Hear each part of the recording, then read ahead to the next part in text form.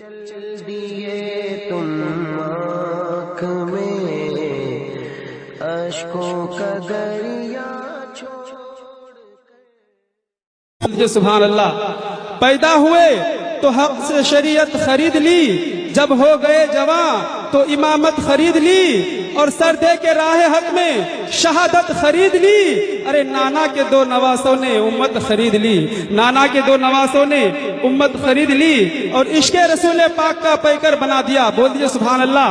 عشق رسول پاک کا پیکر بنا دیا، خالق نے میرا خلد میں ایک گھر بنا دیا، اور آقا نے دے کے ہاتھ میں اسلام کا علم، ارے مولا علی کو فاتح خیبر بنا دیا، مولا علی کو فاتح خیبر بنا دیا۔ بادشاہ بلاغت چلے آئیے، تاجدار فشاحت چلے آئیے، لے کے گلزار طیبہ کی گل کی مہک، مشک وار خطابت چلے آئیے۔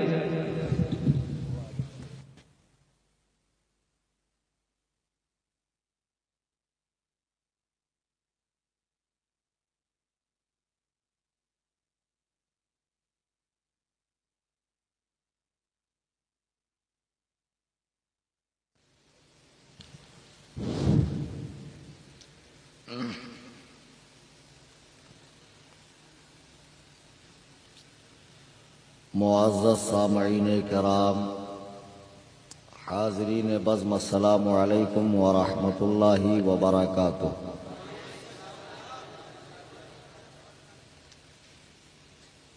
الحمدللہ الحمدللہ الحمدللہ رب العالمین والعاقبۃ للمتقین، والصلاة والسلام على سید الانبیاء والمرسلین وآلہ وصحابہ الطیبین الطاہرین، اما بعد۔ قال اللہ تبارک و تعالی فی القرآن المجید والفرقان الحمید، فاعوذ باللہ من الشیطان الرجیم، بسم اللہ الرحمن الرحیم۔ والسابقون الأولون من المهاجرين والأنصار والذين اتبعوهم بإحسان رضي الله عنهم ورضوا عنه وأعد لهم جنات تجري تحتها الأنهار خالدين فيها أبدا، ذلك الفوز العظيم۔ عن عبد الله بن مغفل قال قال رسول الله صلى الله عليه وسلم: الله الله في أصحابي، الله الله في أصحابي، لا تتخذهم غرضا من بعدي، فمن أحبهم فبحبي أحبهم، ومن أبغضهم فببغضي أبغضهم، صدق اللہ العظیم۔ منبر رسول پہ حاضر نہایت موقر واجب الاحترام علماء کرام، دور و دراز سے تشریف لائے اور بڑی ہی دیر کے ساتھ علماء کرام کو سماعت فرما رہے ہیں، میرے سنی جنتی حنفی بریلوی بھائی،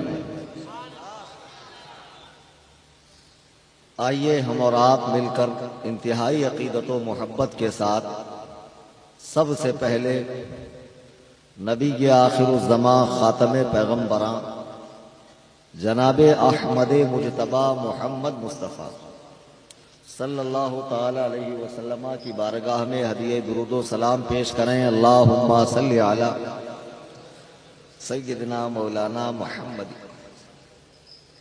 ایک بات ہے کہ تقریر سننے کا مزہ آن لائن سے زیادہ لائیو میں آتا ہے، آمنے سامنے آتا ہے۔ نہیں، ابھی کوئی ایسی بات نہیں بولا میں نے اس پہ واہ واہ سبحان اللہ ماشاء اللہ، بے شک ابھی رکو، زیادہ اوور مت ہو۔ اور جس طرح مقرر کو دیکھ کر سامنے تقریر سننے کا مزہ آتا ہے، ویسے ہی مقرر کو بھی مزہ آتا ہے عوام کو سامنے دیکھ کر۔ ایکچوئل میں میرا ہاتھ انجرڈ ہے، تھوڑا سا زخمی ہے، تو بار بار میں لیفٹ ہینڈ پر زیادہ فوکس نہیں کر سکتا ہوں۔ میری گزارش ہے جو لوگ یہاں بیٹھے ہیں اگر وہ اس طرف تشریف لائیں اور میں سب کو دیکھنے لگوں تو بڑی آسانی کے ساتھ میرے لیے گفتگو کا موقع مل جائے گا۔ اور بیچ میں چند کرسیاں بھی خالی ہے، اور پتہ نہیں یہ برکت کے لیے کرسیاں رکھی گئی ہے خالی، یا بزرگان دین کی ارواح پاک اس پر تشریف لانے والی ہے۔ ہاں ماشاءاللہ، یہ بات بہت اچھی ہے کہ آپ لوگ بات بہت جلدی مان لیتے ہیں۔ اب چونکہ جلسے میں آنے والے مختلف المزاج ہوتے ہیں، نہیں شور مت کیجیے، چلاؤ مت، آرام سے اطمینان سے۔ اب بخراتی تو کوئی نہیں کرے، خاموشی کے ساتھ سنیں۔ عزیزان گرامی وقار، ہاں ماشاءاللہ، گزشتہ مرتبہ میں آیا تھا جنوری میں، ابھی 9 مہینے تقریباً ہو رہے ہیں، اور 9 مہینے میں تو اچھوں کا رزلٹ آ جاتا ہے، تو دوبارہ آپ کے یہاں آمد ہو گئی میری، تو اس کے مقابلے میں آج مجمع ماشاءاللہ زیادہ معلوم پڑ رہا، اور لوگ باذوق ہے، سننے کی تمنا رکھتے ہیں، اور بڑی دل جمعی کے ساتھ بیٹھے ہوئے ہیں، اور معلوم پڑتا ہے کہ ماشاءاللہ آج یہاں سے سب مناظر بن کر ہی اٹھیں گے۔ اور ویسے تو الحمدللہ سنیوں کا بچہ مناظر ہوتا ہے، بد مذہبوں کا کتنا بڑا بھی علامہ آ جائے چند سیکنڈ میں ہی اس کی اوقات اسے یاد دلا دیتا ہے۔ عزیزان گرامی وقار، آج کا جو جلسہ ہے، جلسے کا عنوان غالباً عظمت صحابہ کرام، وہ اہل بیت، وہ رد تفضیلیت و شیعت، غالباً یہ عنوان ہے جلسے کا۔ بڑی جلدی میں یہ جلسہ فقط 3 روز پہلے اس جلسے کو کرنے کا کمیٹی والوں نے اور جناب اقبال اسماعیلی صاحب اور ان کے رفقا نے یہ پلان کیا کہ جلدی میں یہ جلسہ کیا جائے۔ آخر اس کی کیا وجہ پیش آ گئی کہ اتنی جلدی یہ جلسہ منعقد کرنے کا ان لوگوں کو خیال آیا، جبکہ فقط 2-3 دن بعد میں واپس کلکتہ آ رہا ہوں 19 تاریخ کو مٹیا برج میں۔ کون سی جگہ؟ مسجد طلاب میں، اور وہاں کا جو پروگرام ہے وہ تقریباً 2-3 مہینہ قبل مجھ سے تاریخ لی گئی، اور میں نے وہاں کے لیے خاص تقریر کا اہتمام کیا ہے، بنا کر رکھا ہے، جو مجھے وہاں کرنی ہے۔ مسجد طلاب میں جو تقریر کرنی ہے اس کا جو میں نے پلان ہے وہ تقریباً 3 مہینہ پہلے اپنے ذہن میں کریٹ کیا ہے، اور انشاءاللہ الرحمن وہاں جو تقریر ہوں گی وہ تاریخ ساز تقریر ہوگی۔ وہاں ہم آپ کو بتائیں گے کہ جو آج شیعت زدہ لوگ ہیں، شیعت کی مار جن کے ذہن و فکر پر پڑ رہی ہے، اور یہ بکتے ہوئے نظر آتے ہیں کہ امیر شام، بڑے ہلکے انداز میں کہتے ہیں امیر شام، وہ حضرات اہل بیت کو، حضرات حسنین کریمین کو اور مولا علی کو گالی دیتے تھے، تو ان احادیث کی حقیقت کیا ہے جو کتب سیاہ میں مسلم شریف وغیرہ کے اندر موجود ہے، اس کی ساری تفصیل انشاءاللہ میں وہاں بیان کروں گا۔ آج کی نشست کے لیے چونکہ یہ جلسہ ہنگامی ہے، اور کیوں منعقد ہوا، کوئی بچہ ہے، غالباً مجھے نام یاد نہیں ہے، جب میں نے اس کا ویڈیو دیکھا کسی کے موبائل میں، تو اس بچے کی عمر میرے حقیقی بچے سے بھی کم ہے۔ وہ کھڑے ہو کر میرے حوالے سے کہہ رہا ہے کہ ماں باپ کی حق تلفی، کلیم حنفی، کلیم حنفی۔ اب جس بچے کو یہ بھی نہیں پتا کہ ماں باپ جب دونوں مل جائے تو حق تلفی نہیں، حق کی ادائیگی ہوتی ہے، سنت کے مطابق مباشرت ہوتی ہے۔ حق تلفی کب ہوتی ہے؟ جب ماں کے ساتھ باپ نہ ہو۔ جیسا کہ شیعوں کے ایمان بگاڑے میں 10ویں محرم کو ہوتا ہے، جس کو جیسا موقع مل جائے اس پر ہاتھ صاف کر لو، تو یہ سنت قبیحہ اہل تشیع کے یہاں ہوتی ہے، اہل سنت کے یہاں نہیں۔ عزیزان گرامی وقار، اس بچے کی میں نے تقریر کہیں سے سنی تو معلوم پڑتا ہے کہ ابھی ٹھیک سے بچے کے پر بھی نہیں نکلے ہیں، اور ابھی وہ آسمان میں پرواز کرنے کی ناکام کوشش کر رہا ہے۔ جیسے پرندے کے چھوٹے چھوٹے بچے جب اپنے ماں باپ کو ہوا میں پرواز کرتا دیکھتے ہیں تو ان کے دل میں خواہش ہوتی ہے کہ ہم بھی کھلے آسمان میں اڑیں، تو اسی کوشش میں وہ گھونسلے سے نکلتے ہیں.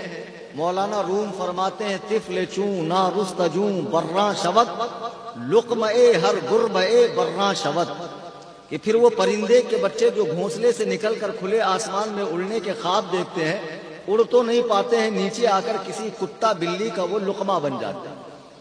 تو جو بچے مدرسے میں جانے کے بعد ایک دو جماعت پڑھ لیتے ہیں یا حفظ 10-15 پارے کر لیتے ہیں اور پھر اس کے بعد وہ شاعری کی لائن میں یا تقریر کی لائن میں آتے ہیں اور لوگ واہ واہ کرنے لگتے ہیں، تو وہ سوچتے ہیں جب ابھی سے واہ واہی مل رہی ہے تو پورا پڑھ کر کریں کیا، اور 8-10 سال کھپائے کیوں. تو ویسے ہی کسی کی تقریر سن لی، اس کو کاپی کر لیا، واہ واہی حاصل کر لی، اور لوگ تو بے وقوف ہے، ان کے سامنے کوئی بہت بڑا پگڑا پہن لے، بہت بڑا جبہ پہن لے اور بہت عین قاف ہا گاڑا نکال لے تو لوگ سمجھتے ہیں یہ بہت بڑا علامہ ہے. اب اس بچے نے مجھے چیلنج مناظرہ کیا اور ہمارے بچوں نے بھی اس کو سیریس لے لیا. بھیا ہر راہ چلتے کو منہ نہیں لگایا جاتا، ورنہ ابھی میں آپ کو واللہ باللہ تاللہ بتا رہا ہوں، میرے فون میں ابھی کے ریکارڈنگ ہے، نوشاد بھائی بھی بیٹھے ہوئے تھے، 20 لوگ کمرے میں بیٹھے تھے. ابھی مجھے ایک فون آیا ہاوڑہ سے اور نمبر جو تھا وہ انٹرنیشنل شو کر رہا تھا، وہ نمبر انٹرنیٹ کا تھا.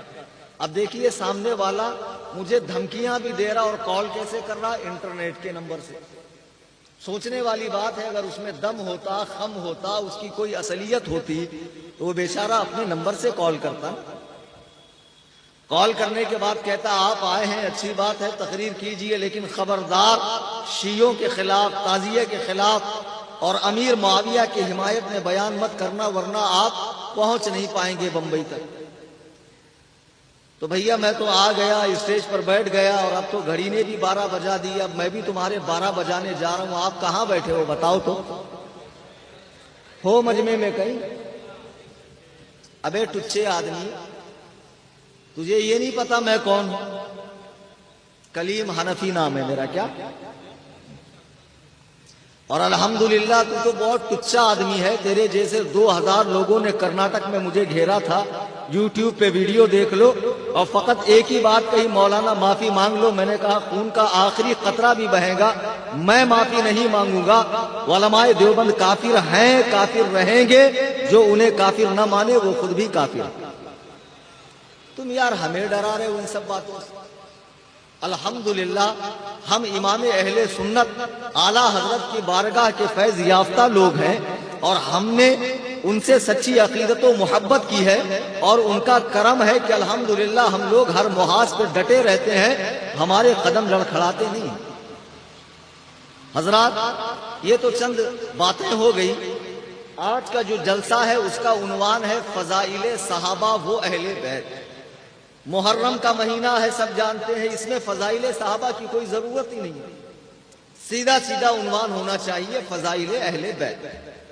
بھئی کم سے کم ایک مہینہ تو اہل بیت کی بات کرو. تم اس مہینے میں بھی صحابہ کو گھسیڑ دیتے ہو. صحابہ کے لیے تو پورا سال پڑا ہوا ہے، صحابہ کے لیے تو پورا سال پڑا ہوا ہے. اللہ کے بندو، محرم کے 10 دن اور کم سے کم ایک مہینہ محرم کا، یہ تو اہل بیت کے ذکر کے لیے خاص کرو. اس میں کیا ضرورت تھی صحابہ کرام کے ذکر کرنے کی؟ ایسا میں نہیں، ایسا کچھ لوگ سوچ رہے ہیں. اس قسم کے سوال آتے ہیں ہمارے پاس. تو ضرورت کیوں ہے؟ ضرورت یوں ہے کہ تالی ایک ہاتھ سے تو بجتی نہیں. اگر کوئی بہت قابل ہو تو کھڑے ہو کر بجا دے ایک ہاتھ سے تالی. کچھ تو مجبوریاں رہی ہوں گی، یوں کوئی بے وفا نہیں ہوتا. اپنا دل بھی ٹٹول کر دیکھو، فاصلہ بے وجہ نہیں ہوتا. بھئی ایسا ہے کہ آپ لوگ بھی اہل بیت پاک کا ذکر کر رہے تھے، ہم بھی کر رہے تھے. آپ بھی سبیل حسین لگا رہے تھے، ہم بھی لگا رہے تھے. آپ نے بھی مجالس محرم میں ذکر شہادت کیا، ہم نے بھی کیا. لیکن آپ لوگ فضائل اہل بیت بیان کرتے کرتے 2 قدم آگے بڑھ گئے، اور آگے بڑھ کر آپ نے صحابہ پہ بھونکنا شروع کر دیا. 2 قدم آگے بڑھ کر آپ نے صحابہ کرام پر بھونکنا شروع کر دیا. حضرت امیر معاویہ کو ٹارگیٹ کرنا شروع کیا. یزید تک نشانہ تھا، وہاں تک ہم نے برداشت کر لیا، چونکہ یزید کو برا ہم بھی کہتے ہیں، یزید کو نہ ہم خلیفہ برحق مانتے ہیں، نہ یزید کو حاکم سمجھتے ہیں، نہ معاذ اللہ ہم یزید کو صحیح راستے پر مانتے ہیں۔ یزید کی مخالفت ہم بھی کرتے ہیں، لیکن آپ لوگ یزید کی مخالفت کرتے کرتے تھوڑا سا آگے بڑھ گئے اور ان کے باپ پر آپ نے نشانہ باندھنا شروع کیا۔ میری گزارش ہے کمیٹی والوں سے، یہ جو چند لوگ عقل سے پیندل یہاں وہاں بیٹھ کر ماحول خراب کر رہے ہیں، ذرا ان کو ہٹا دیں یہاں سے، درود پاک پڑھ لیں اللہم صلی علی۔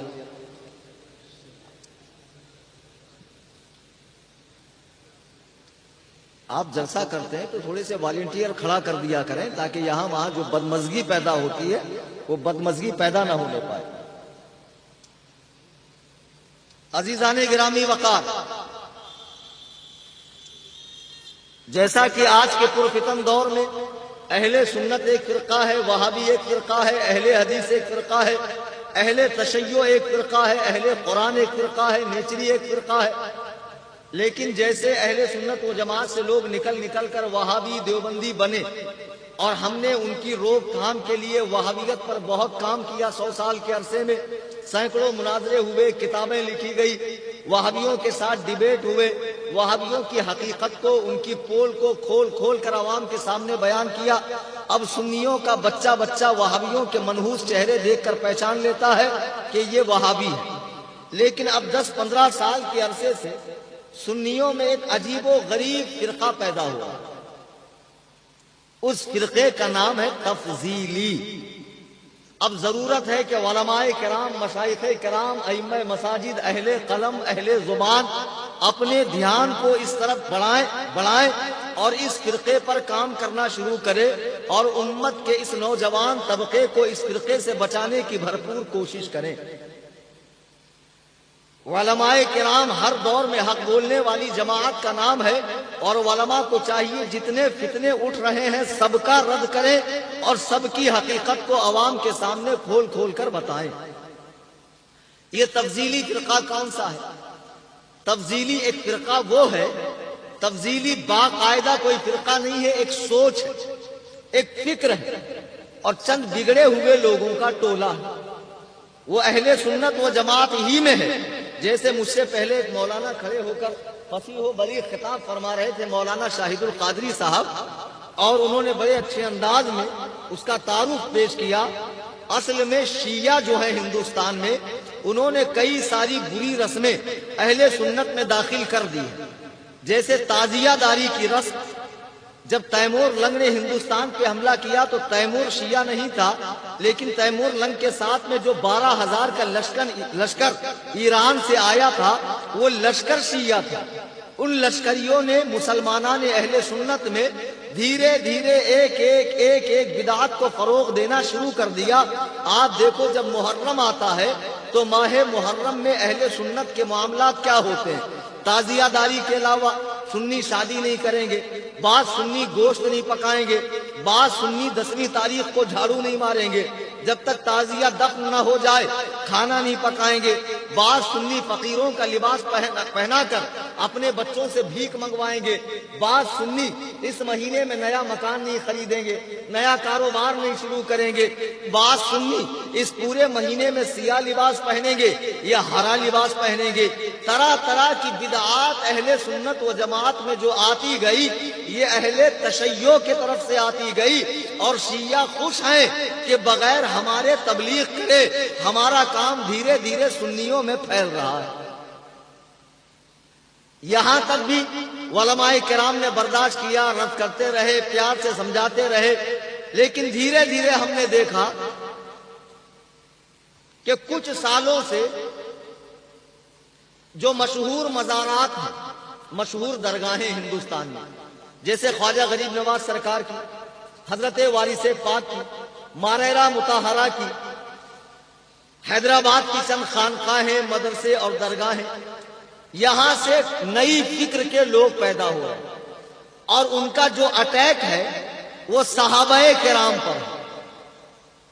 ان کا جو اٹیک ہے وہ صحابہ کرام پہ، بالخصوص حضرت امیر معاویہ۔ اب سنی کہلانے والے لوگ جھٹ سے یہ کہتے تھے تو یزید کے بعد، میری سمجھ میں نہیں آتا کہ تو امیر معاویہ کو اتنے ہلکے الفاظ سے یاد کر رہا ہے. بے وقوف, تجھے پتا بھی ہے کہ امیر معاویہ کا مقام و مرتبہ کیا ہے. اس کو تو انشاءاللہ میں آگے بیان کروں گا. لیکن میرے بزرگوں, دوستو, شبیر وارسی نام کا کوئی شخص, اس کی چند ویڈیو میں نے انٹرنیٹ پر دیکھا. میں نے سوچا شاید بہت بڑا عالم ہوگا, لیکن یقین مانیے کہ چند الفاظ سننے کے بعد میری طبیعت بوجھل ہو گئی کہ ایسے جاہلوں کو بھی لوگ ممبر پر بٹھا کر ان سے بیان سنتے. پھر ایک حسنین بقائی نام کا پچھلے سال جس کا میں نے رد کیا تھا, اس کی میری جو بات ہوئی ہے, اللہ کے عزت و جلال کی قسم میں ممبر رسول پر بیٹھ کر کہتا ہوں 43 منٹ کی اس کی میری بات میرے فون میں ریکارڈ ہے. ابھی تک میں نے پھیلایا نہیں. اگر پھیلا دوں گا تو حسنین بقائی اپنے مریدوں کو بھی منہ دکھانے کے لائق نہیں رہے.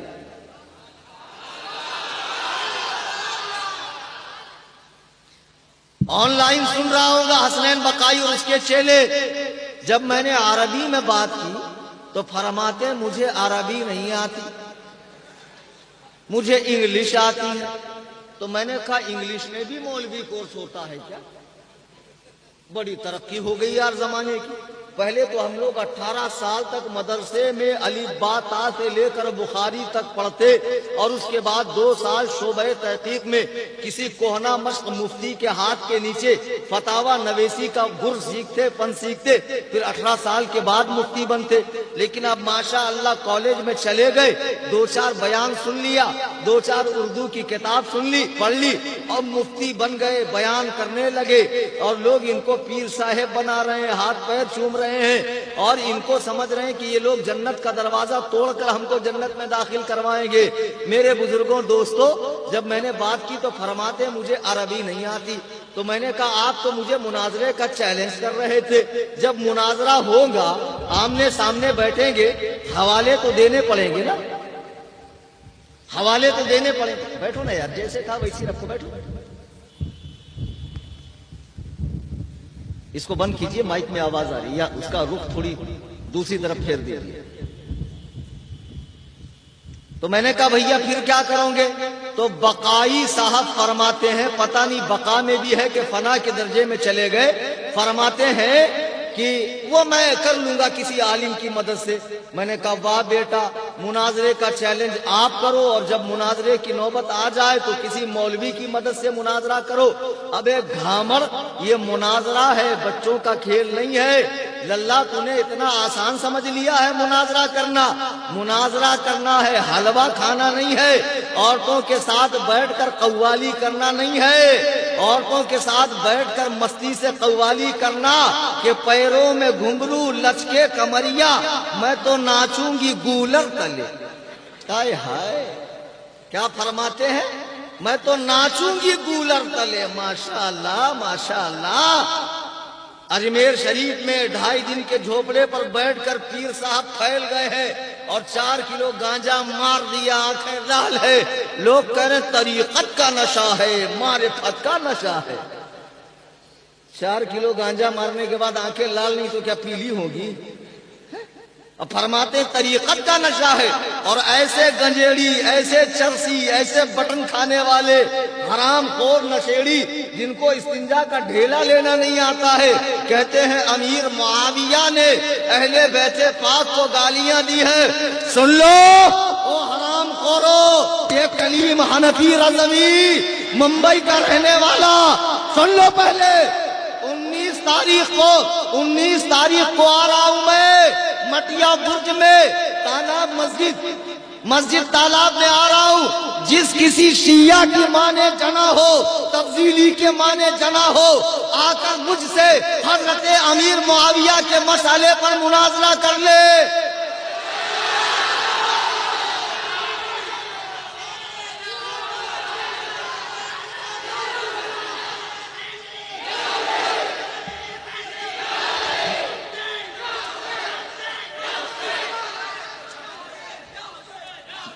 میلا لباس دیکھ کر میرا فیصلہ نہ کر, میں کون سا درخت ہوں یہ پھل بتائے گا. بیٹا ہلکے میں مت لیجیو. الحمدللہ سنگل پسلی کا یہ آدمی جب فون پہ بات کرتا ہے تو اچھے اچھوں کی ہوا خارج ہوتی ہے. لوگ سمجھتے ہیں بہت صحت مند ہوں گے، بہت بوڑھے ہوں گے، دیکھتے ہیں تو کہتے ہیں آپ ہیں صوفی کلی۔ اللہ نے بڑی پیاری آواز دی آپ کو، الحمدللہ۔ یہ میرے مرشد سرکار تاج الشریعہ کا کرم ہے کہ اللہ نے رعب دار آواز دی۔ 19 تاریخ کو آ رہا ہوں، امیر معاویہ کے مسئلے پر بیان کروں گا۔ کلکتہ کے جتنے کالے پیلے ہرے نیلے چھپے ہوئے کھلے ہوئے لٹ والی سرکار، اڑیا سرکار، گڑیا سرکار، لٹیا سرکار، چٹیا سرکار، ٹامک پنیا سرکار، مریدوں میں مستی سے قوالی کرنے والے، اچھے خاصے مرد ہو کر عورت بننے والے، خواجہ کی دیوانی، فلانے کی ابھاگن، کسی کی سہاگن، کسی کی ناگن بننے والے آ جائیں، اور تم جس کو سب سے بڑا عالم سمجھتے ہو اسے میرے سامنے کھڑے کرنا۔ اللہ کے عزت و جلال کی قسم کھا کے کہہ رہا ہوں کہ مرشد کریم سرکار تاج الشریعہ کی بارگاہ سے اتنا فیض ملا ہے، انشاءاللہ آدھے گھنٹے سے زیادہ ہمارے سامنے فریق مخالف کھڑا نہیں ہو سکتا۔ آج مزاروں سے ایک فکر دی جا رہی ہے، اہل بیت کی محبت، اہل بیت کی محبت، اور رضویوں کو خارجی نازبی کہا جاتا ہے۔ کیوں؟ کیونکہ محرم میں صحابہ کا ذکر کرتے ہیں، تو محرم میں صحابہ کا ذکر کرنے پر مجبور تم نے کیا۔ اگر تم امیر معاویہ پہ نہ بھوکتے تو آج یہ کمیٹی والے جلسے کا عنوان عظمت صحابہ نہیں، صرف عظمت اہل بیت کرتے۔ میں نے کہا نا، تالی ایک ہاتھ سے نہیں بجتی ہے، وجہ تم بنے ہو۔ ہم عمل نہیں کر رہے، رد عمل کر رہے ہیں، ہم جواب نہیں دے رہے، جوابی کارروائی کر رہے ہیں۔ ہماری طرف سے پہل نہیں ہوئی ہے، پہل آپ کی طرف سے ہوئی ہے۔ آج چند خانقاہوں کے ذمہ داران اس قسم کا ان کا ذہن بن گیا حضرت امیر معاویہ کے بارے میں کہ انہوں نے اہل بیت پر بڑا ظلم کیا۔ یہ لوگ اہل بیت سے محبت کی بات کرتے ہیں، ہم اہل بیت سے بہت محبت کرتے ہیں، محبت ہم بھی کرتے ہیں، لیکن ہر ایک کی محبت کا ایک درجہ ہے، ہر ایک کی محبت کا ایک درجہ ہے۔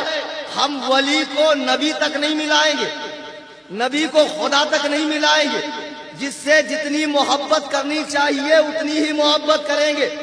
اور ہمیں تم جیسے اڑیا گڑیا پیروں کے مریدوں سے محبت اہل بیت کا سرٹیفکیٹ لینے کی ضرورت نہیں ہے۔ جیسے آج فرضی دیش بھکت RSS والے، بجرنگ دل والے، VSP والے مسلمانوں سے کہتے ہیں اگر تم دیش بھکت ہو تو پڑھو جن گن من، تو ہمیں ان کو اپنی دیش سے محبت بتانے کی ضرورت نہیں ہے۔ ایسے یہی فرضی عاشقان اہل بیت ہم سے محبت اہل بیت کا ثبوت مانگتے ہیں، ہمیں تم جیسے فرضیوں کو ثبوت دینے کی ضرورت نہیں ہے۔ اللہ و رسول دیکھ رہے ہیں کہ کون اہل بیت سے محبت کرتا ہے اور کون محبت کے نام پر دین میں فساد پیدا کر رہا ہے۔ یہی برجو نالا ہے۔ جب میں نے کہا تھا کہ بیدم وارسی کا شعر، بیدم یہی تو 5 ہے مقصود کائنات، خیر النساء حسین و حسن مصطفیٰ علی، پڑھنا منع ہے۔ آپ کو پتا ہے اس کے پہلے بھی کئی تقریروں میں کہہ چکا تھا، لیکن یہاں کی تقریر کا وہ بوال ہوا کہ جواب امریکہ سے آ رہا ہے، جواب لندن سے آ رہا ہے، جواب عمان سے آ رہا ہے، لیکن فیس بک پہ آ رہا ہے، میرے پاس نہیں، میرے پاس نہیں۔ پھر میں نے بامبے جا کر پوری تقریر ریکارڈ کر کے انٹرنیٹ پہ ڈالا کہ مقصود کائنات کون۔ بعض مولویوں نے بھی میری مخالفت کی، لیکن میں اپنے موقف پہ ڈٹا رہا، چونکہ حدیث قدسی ہے، میرے آقا فرماتے لولا کا لما خلقت الافلاق، اللہ فرماتا ہے محبوب اگر تجھے پیدا کرنا مقصد نہ ہوتا تو میں زمین و آسمان کو پیدا نہ کرتا۔ یہ بات نبی کے لیے فرمائی گئی ہے، باقی 4 لوگوں کے لیے نہیں فرمائی گئی۔ پھر لوگ کہنے لگے نہیں، نبی کے صدقے میں یہ بھی مقصود کائنات ہے، تو پھر نبی کے صدقے میں یہ بھی ہے، تو پھر آدم بھی ہے، نوح بھی ہے، شیش بھی ہے، عیسیٰ بھی ہے، موسیٰ بھی ہے، تمام صحابہ ہیں، تمام اولیاء اللہ ہے، بلکہ ہر مسلمان مقصود کائنات ہے نبی کے صدقے میں، ہر مسلمان مقصود کائنات ہے۔ میرے بزرگوں دوستو، میں نے شعر پڑھنے سے منع کیا تھا، حرام اور کفر نہیں کہا تھا، اس پر بوال مچا دیا۔ آج تم محبت کے نام پر غلو کر رہے ہو، محبت کے نام پر تم شریعت کے آداب کو فراموش کر رہے ہو۔ اب دیکھو، لوگ جسے محبت کہتے ہیں اس کی حقیقت کہیں موجود بھی نہیں ہوتی ہے۔ جیسے ایک بات حضرت فاطمہ کی روح کس نے نکالی؟ ذرا بتائیں آپ لوگ، کچھ پتا ہے آپ لوگوں کو؟ جی ہاں بیٹھو. اب ان کے دماغ میں یہ بات کیوں ہے؟ چونکہ مقرر بیان کرتا ہے. اب مقرر جھوٹ تھوڑی بولیں گا اسٹیج سے، ان کے ذہن کے حساب سے. اب ماہ محرم جب آتا ہے، فضائل اہل بیت بیان کرتے کرتے لوگ صحیح روایات کو نظر انداز کر کے ضعیف اور کمزور روایات کو بیان کرتے ہیں، اور ان کا مقصد ہوتا ہے کسی طرح عوام میں واہواہی ہو جائے، نذرانہ مل جائے، لوگ رونے لگے دھونے لگے اور کہیں ہر سال اسی کو بلاؤ. محرم میں ذکر حسین کا مقصد رونا رلانا نہیں ہے، بلکہ امام حسین کی عظیم الشان قربانی کو بتانا ہے کہ امام نے کتنی عظیم الشان قربانی دی اور کیوں دی. اس لیے دی کہ ہم لوگ دین پر چلیں. یہ جو روایت ہے کہ خاتون جنت کی روح کو اللہ تعالیٰ نے خود قبض کیا ہے، یہ روایت کی کوئی اصل موجود نہیں ہے، یہ روایت جھوٹی ہے. علامہ اسماعیل حقی رحمت اللہ علیہ نے تفسیر روح البیان میں اسے ضرور لکھا ہے، لیکن اس کا انکار اعلیٰ حضرت امام اہل سنت مجدد اعظم دین و ملت الشاہ امام احمد رضا خان نے دلائل و براہین کی روشنی میں فرمایا ہے. سنو، قرآن میں روح نکالنے کی جو بات ہے وہ 3 مقام پر بیان ہوئی. 3 مقام پر. ایک یہ کہ اللہ خود روح نکالتا ہر ایک کی. دوسرا یہ کہ فرشتے روح نکالتے ہیں پیر کے ناخن سے لے کر گلے تک، اور یہاں سے آگے جو روح نکالتے ہیں وہ موت کے فرشتے نکالتے ہیں، حضرت اسرائیل علیہ السلام. اور جو مقرروں نے بیان کیا کہ حضرت فاطمہ کی روح خود اللہ نے نکالی، تو ان کا یہ کہنا معاذ اللہ گستاخی ہے، بے ادبی ہے، اس کی کوئی روایت موجود نہیں ہے. اب اگر میں یہ جھوٹی روایت پڑھوں تو لوگ سبحان اللہ کہیں گے، یہ محبت اہل بیت ہے. نہیں، محبت اہل بیت کا مطلب یہ نہیں ہے کہ تم جھوٹی من گھڑت باتیں اہل بیت کی طرف منسوب کرو. ہمیں ان سے محبت ہے، تبھی تو ہم کہتے ہیں اللہم صلی علی محمد وعلی آل محمد. ہم تو خود آل محمد پر درود بھیجتے ہیں اور کہتے ہیں خدایا بحق بنی فاطمہ کہ برقول ایما کنم خاتمہ، اگر دعوتم رد کنی ور قبول منو دست دامان آل رسول. ہم تو آل رسول کے وسیلے کے بنا دعا بھی نہیں کرتے ہیں. دیکھو، ہر مرنے والا اللہ ہی کے حکم سے مرتا، ہر مرنے والا دنیا سے جانے والا، پردہ کرنے والا، بغیر اللہ کے حکم کے کسے موت نہیں آتی. اگر اس معنی میں بولا جائے تب تو ٹھیک، لیکن اس معنی میں کہ اللہ نے خود روح نکالی، یہ روایت کہیں بھی موجود نہیں ہے. اب ہو سکتا ہے پوری دنیا میں اس پہ بھی بوال ہو جائے تو کوئی مسئلہ نہیں، آپ دلیل لے کر آئیے. اگر دلیل موجود ہے الحمدللہ سرے تسلیم خم ہے، اور مجھے معلوم ہے آپ کے پاس صرف محبت بھری باتیں ہیں، دلیل موجود نہیں ہے. محبت کا مطلب یہ نہیں ہے آپ شریعت کی لمٹ کو کراس کر کے بات کریں. آج جو اہل بیت سے محبت کی بات کر رہے ہیں وہ لوگ صحابہ پر بھونک رہے ہیں، صحابہ کرام پہ طرح طرح کی باتیں کر رہے ہیں، خاص طور سے حضرت امیر معاویہ پہ. انہی باتوں کو دیکھتے ہوئے میں نے قرآن مجید برہان رشید سورہ توبہ کی آیت نمبر 100 پڑھی ہے. میرا رب ارشاد فرماتا ہے والسابقون الاولون من المہاجرین والانصار والذین اتبعوهم بإحسان.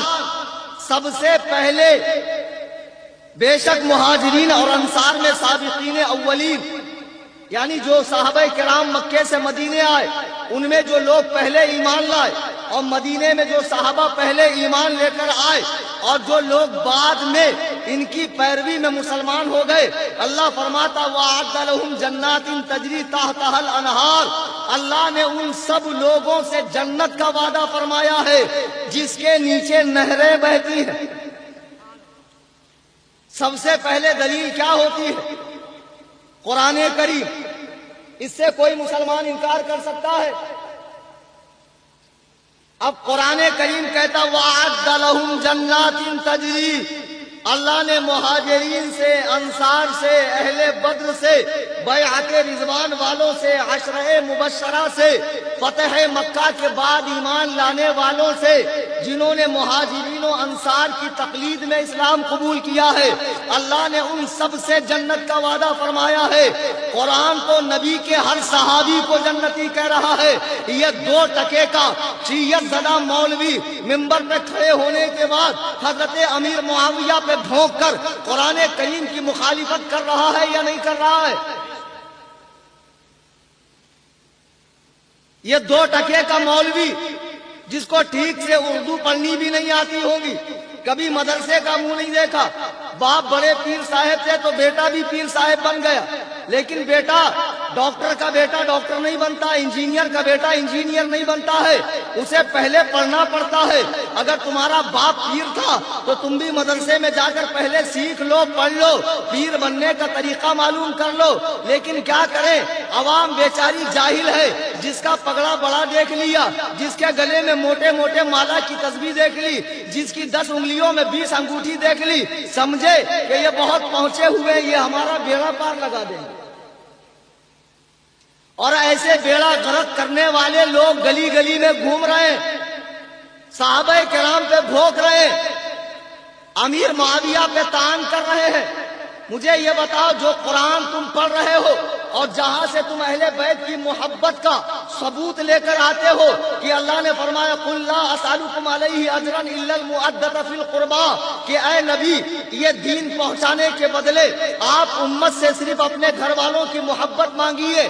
یہ آیت جو جہاں سے تو لے کر آتا ہے، یہ قرآن سے تو دلیل دیتا ہے، اس قرآن کو لکھا کس نے؟ تیرے باپ نے یا امیر معاویہ نے؟ اس قرآن کو لکھا کس نے؟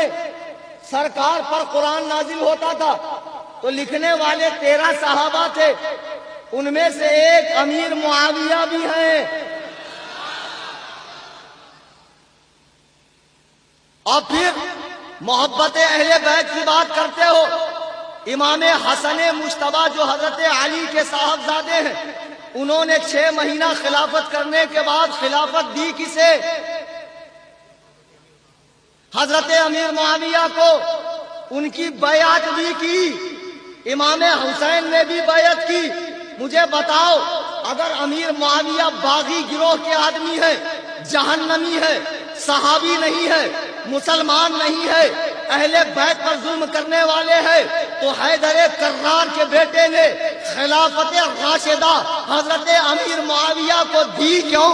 اور یہ بات فقط ہماری کتابوں میں نہیں ہے، بلکہ اہل تشیع کی کتابوں میں بھی موجود ہے، الکافی میں بھی موجود ہے، اور دیگر کتابوں میں بھی موجود ہے۔ مجھے بتاؤ، جس سے امام حسن صلح فرما رہے ہیں، جس سے امام حسن دوستی کر رہے ہیں، آج 1400 سال کے بعد کلکتہ میں رہنے والا ایک شخص جو توفیہ سے بھگا دیا جاتا ہے، دوسری جگہ آ کر تقریر کرتا ہے اور کہتا امیر شام، ابے تیری کیا حیثیت ہے حرام الدہر، تجھ سے زیادہ اچھے لوگ میری جوتیاں اٹھاتے ہیں، تجھے پتا نہیں؟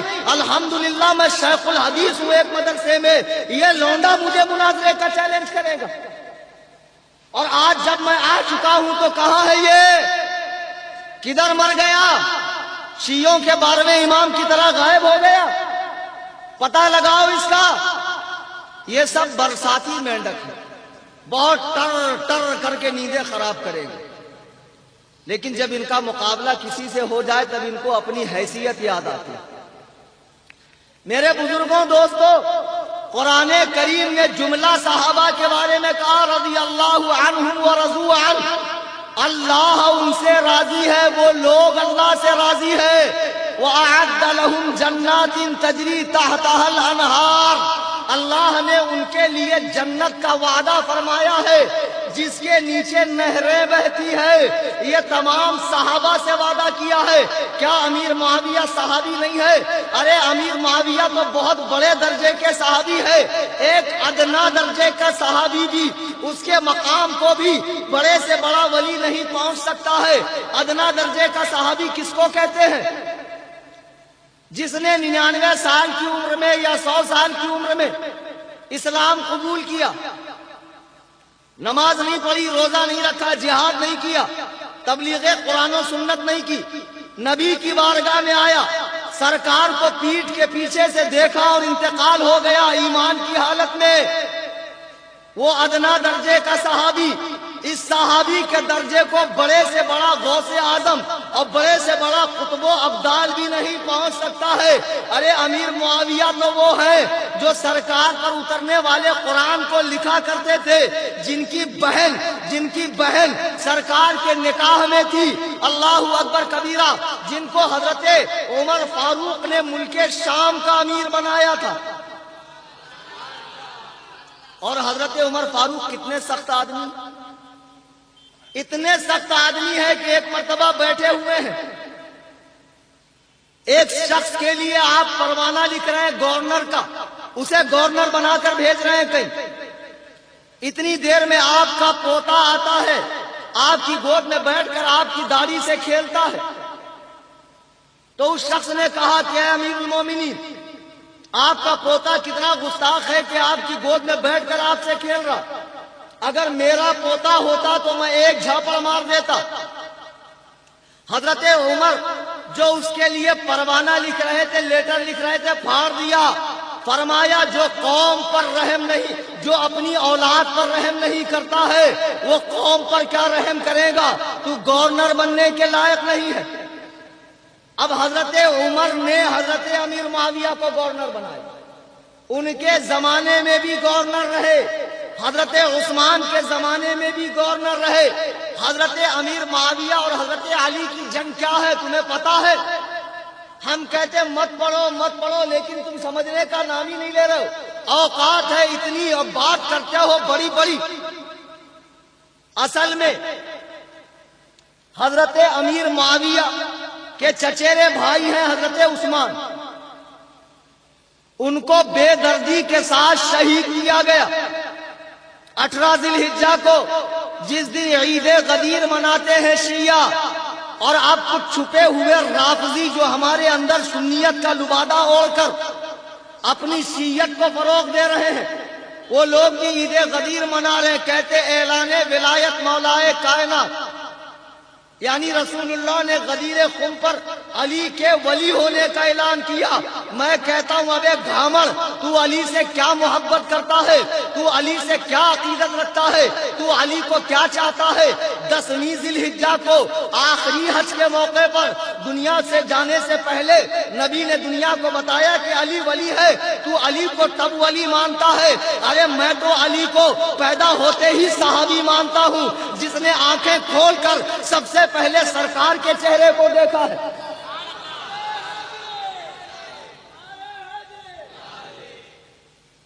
ہم سے زیادہ تو کیا محبت کرے گا، لیکن ہماری محبت دکھاوے والی نہیں ہے، ہماری محبت قرآن و سنت کے خلاف نہیں ہے، قرآن و سنت کے دائرے میں ہے۔ اچھا، حضرت امیر معاویہ کے چچیرے بھائی ہیں حضرت عثمان، اور حضرت عثمان کے ولی ہیں حضرت امیر معاویہ، تو ان کی ایک ہی بات تھی حضرت علی سے، وہ یہ سمجھتے تھے، اس دور میں ایک فرقہ پیدا ہوا تھا خارجی، جنہوں نے یہ کہا کہ عثمان کے قاتلوں کو حضرت علی نے پناہ دی ہے، تو حضرت امیر معاویہ کی ایک ہی ڈیمانڈ تھی کہ اے امیر المومنین، آپ عثمان کے قاتلوں سے بدلہ لیجئے، لیکن کچھ ایسی وجوہات تھی کہ حضرت علی ان سے بدلہ نہیں لے پا رہے تھے۔ یہ دونوں کی جو جنگ ہے آپس میں، یہ اس بنا پر نہیں ہے کہ معاذ اللہ امیر معاویہ حضرت علی کے مرتبے کو نہیں جانتے تھے، یا انہیں امیر المومنین نہیں مانتے تھے، یا انہیں داماد رسول نہیں مانتے تھے، یا ان کے مقام و مرتبے سے واقف نہیں تھے۔ یہ جنگ صرف اس لیے تھی کہ حضرت امیر معاویہ کے حساب سے حضرت علی کے پاس قاتلین عثمان چھپے ہوئے تھے، اور وہ چاہتے تھے کہ حضرت علی ان سے بدلہ لے، حضرت علی بدلہ نہیں لے پا رہے تھے، اسی بنا پر دونوں کی جنگ ہوئی ہے۔ اسے کہتے ہیں خطائے اجتہادی، یہ بڑوں کی باتیں ہیں، ہم جیسے ٹچے لوگوں کو اس میں پڑھنے کی ضرورت نہیں ہے، لیکن آج کے ٹچے مولوی، اب پتہ نہیں کہ کبھی ان سے میرا سامنا ہو جائے، ایک سے تو فون پر بات ہوئی، میں عربی میں بات کر رہا ہوں تو کہتا مجھے عربی نہیں آتی، اور کلکتہ میں آ کے پیر صاحب بن گئے، مرید بھی کر لیا، اور پتہ نہیں لوگ کیسے کیسوں کو پیر بنا دیتے ہیں۔ کیسے کیسے احمقوں اور بے وقوفوں کو تم نے پیر بنایا ہے جنہیں سورہ فاتحہ پڑھنی نہیں آتی ہے، نماز کے وقت میں بیٹھ کر مریدنیوں کے ساتھ گپ شپ کرتے ہیں اور فرماتے ہیں پیر سے کیا پردہ، قوالی مستی سے سنتے ہیں، مزارات میں طرح طرح کی خرافات اور بدعات جنہوں نے پیدا کر رکھی ہے، اور جن کی حیثیت یہ کہ جنہیں سورہ فاتحہ پڑھنی نہیں آتی کاتب وحی حضرت امیر معاویہ پہ بھونکتے ہیں۔ سنو، اللہ کے پیارے محبوب صلی اللہ علیہ وسلم فرماتے ہیں، ترمذی شریف کی حدیث ہے، حدیث کی 6 صحیح کتابیں جس میں تیسرے نمبر کی کتاب ہے ترمذی۔ ترمذی کا نام جامع ترمذی بھی ہے اور سنن ترمذی بھی ہے۔ اس ترمذی میں عبداللہ بن مغفل راوی ہے۔ اللہ کے نبی نے فرمایا، اللہ اللہ فی اصحابی، اللہ کے لیے میرے دنیا سے جانے کے بعد میرے صحابہ کے بارے میں برا نہ کہو۔ اچھا، نبی نے اس میں یہ فرمایا کہ میرے کچھ صحابہ کو برا نہ کہو، حدیث میں یہ لفظ کوئی دکھا سکتا ہے؟ یا میرے مہاجر صحابہ کو برا نہ کہو، یا میرے انصار صحابہ کو برا نہ کہو، یا بیعت رضوان والوں کو برا نہ کہو، یا عشرہ مبشرہ والوں کو برا نہ کہو۔ نبی کا ارشاد مطلق ہے، اللہ اللہ فی اصحابی، اللہ کے لیے میرے صحابہ کو برا نہ کہو۔ لا تتخذهم غرضا من بعدی، میرے جانے کے بعد ان پر نشانہ اعتراض نہ کرو۔ پھر میرے آقا فرماتے ہیں، فمن احبہم فبحبی احبہم، جو ان سے محبت رکھتا ہے وہ مجھ سے محبت رکھتا ہے، اور جو ان سے دشمنی رکھتا ہے وہ مجھ سے دشمنی رکھتا ہے۔ نبی کا ارشاد سمجھ میں آ رہا ہے نا؟ آج جو اڑیا گڑیا لٹیا چٹیا پیروں کی چکر میں پڑ کے لوگ حضرت امیر معاویہ کو برا بھلا کہہ رہے ہیں، وہ اپنی خیر منائیں کہ نبی نے اپنے کسی بھی صحابی کو برا کہنے سے منع فرمایا ہے۔ یہ کوئی پہلی بات نہیں ہے کہ امیر معاویہ اور علی میں جنگ ہوئی ہے، بہت سے صحابہ میں آپس میں جھگڑے ہوئے ہیں، اختلاف ہوئے ہیں، تو کیا تم اس بنا پر برا بھلا کہو گے؟ اچھا سنو، خالی امیر معاویہ اور علی میں ہی جنگ نہیں ہوئی، اماں عائشہ اور علی میں بھی جنگ ہوئی ہے۔ کون اماں عائشہ؟ جو رسول پاک کی زوجہ محترمہ ہے۔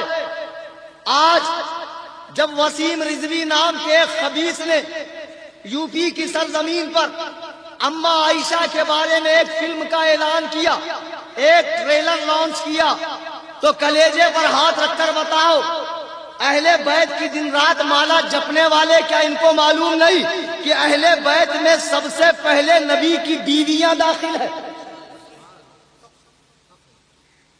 کوئی مائی کا لال کھڑے ہو کر بتا دے کہ اہل بیت میں نبی کی بیویاں نہیں ہیں۔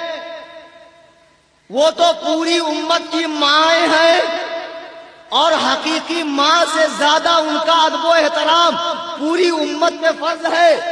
جتنا احترام اپنی سگی ماں کا نہیں ہے، اس سے کروڑ درجہ زیادہ احترام رسول اللہ کی ازواج کا کرنا پڑے گا۔ اچھا، یہ فلم بنانے والا کون ہے؟ یہ کوئی ہندو ہے، کوئی کرسچن ہے، کوئی عیسائی ہے، کوئی مجوسی ہے؟ کون ہے؟ بولو کھل کر۔ ہاں، شیعہ ہے، شیعہ۔ مسلمانوں کب آنکھ کھولو گے؟ کب ہوش میں آؤ گے؟ آج یہ اڑیا گڑیا پیروں کو، شمع نیازیوں کو، آج یہ نام نہاد وارثیوں اور مداریوں کو شیعہ اچھے لگ رہے ہیں، ان کی محفلوں میں جا کر بیٹھتے ہیں، اتحاد کی بات کرتے ہو۔ سن لو، ہم مر جائیں گے لیکن صبح قیامت تک اللہ و رسول اور صحابہ کے گستاخوں سے اتحاد نہیں کر سکتے، بالکل نہیں کریں گے۔ اعلیٰ حضرت سے پوچھو شیعہ سے نفرت کتنی کرنی چاہیے۔ اعلیٰ حضرت سے ایک سوال ہوا، حضور اگر کوئی شیعہ کنویں میں گر جائے اور زندہ واپس آئے تو کنویں کا کتنا پانی نکالنا چاہیے؟ ارے بھائی کوئی زندہ آدمی کنویں میں گرے اور واپس آئے تو پانی نکالنے کی ضرورت ہے؟ نہیں. کسی بھی عالم سے آپ پوچھیں. ہم مر جائے، مر کر پھول جائے، پھٹ جائے تو حکم ہوگا پانی نکالنے کا. اعلیٰ حضرت فرماتے ہیں پورے کنویں کا پانی نکالا جائے. لوگوں نے کہا حضور وجہ کیا؟ فرماتے ہیں شیعہ وہ خبیث قوم ہے جو چاہتی ہے کہ ہم سنیوں کو حرام کھلائیں. تو اب جب وہ کنویں میں گرا ہے کچھ نہیں تو پیشاب ہی کر کے کنواں ناپاک کرے گا، اس لیے ضروری ہے کہ پورے کنویں کا پانی نکالا جائے. اتنی نفرت ہمیں شیعوں سے کرنی ہے جتنی وہابی دیوبندیوں سے کرنی ہے. اس شیعہ نے فلم بنائی، سب سے پہلے کلیجے پر ہاتھ رکھ کر بتانا اسے واجب القتل ہونے کا فتویٰ کس نے دیا؟ نہیں پتا نا. الحمدللہ ثم الحمدللہ امام احمد رضا خان فاضل بریلوی کی در کی بھیک میں کھاتا ہوں اور تاج الشریعہ کی بارگاہ میں رہ کر میں نے علوم نبوت حاصل کیا ہے. یہ جرأت و بے باکی، یہ ہمت مردانہ الحمدللہ اسی خانوادے نے مجھے عطا کیا ہے. میں نے علل اعلان اس کے واجب القتل ہونے کا فتویٰ دیا.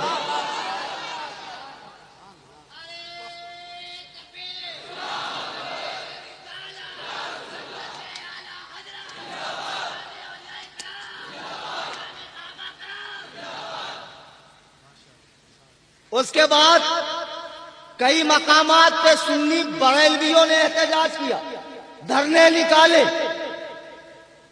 لیکن ہم نے دیکھا کہ یہ محرم میں تعزیہ کو دین و ایمان کا مسئلہ بنانے والے، ڈھول تاشوں کو عالم کو دین و ایمان کا مسئلہ بنانے والے، ان کی زبانوں پر تالا پڑ گیا تھا، لقوہ مارا گیا تھا.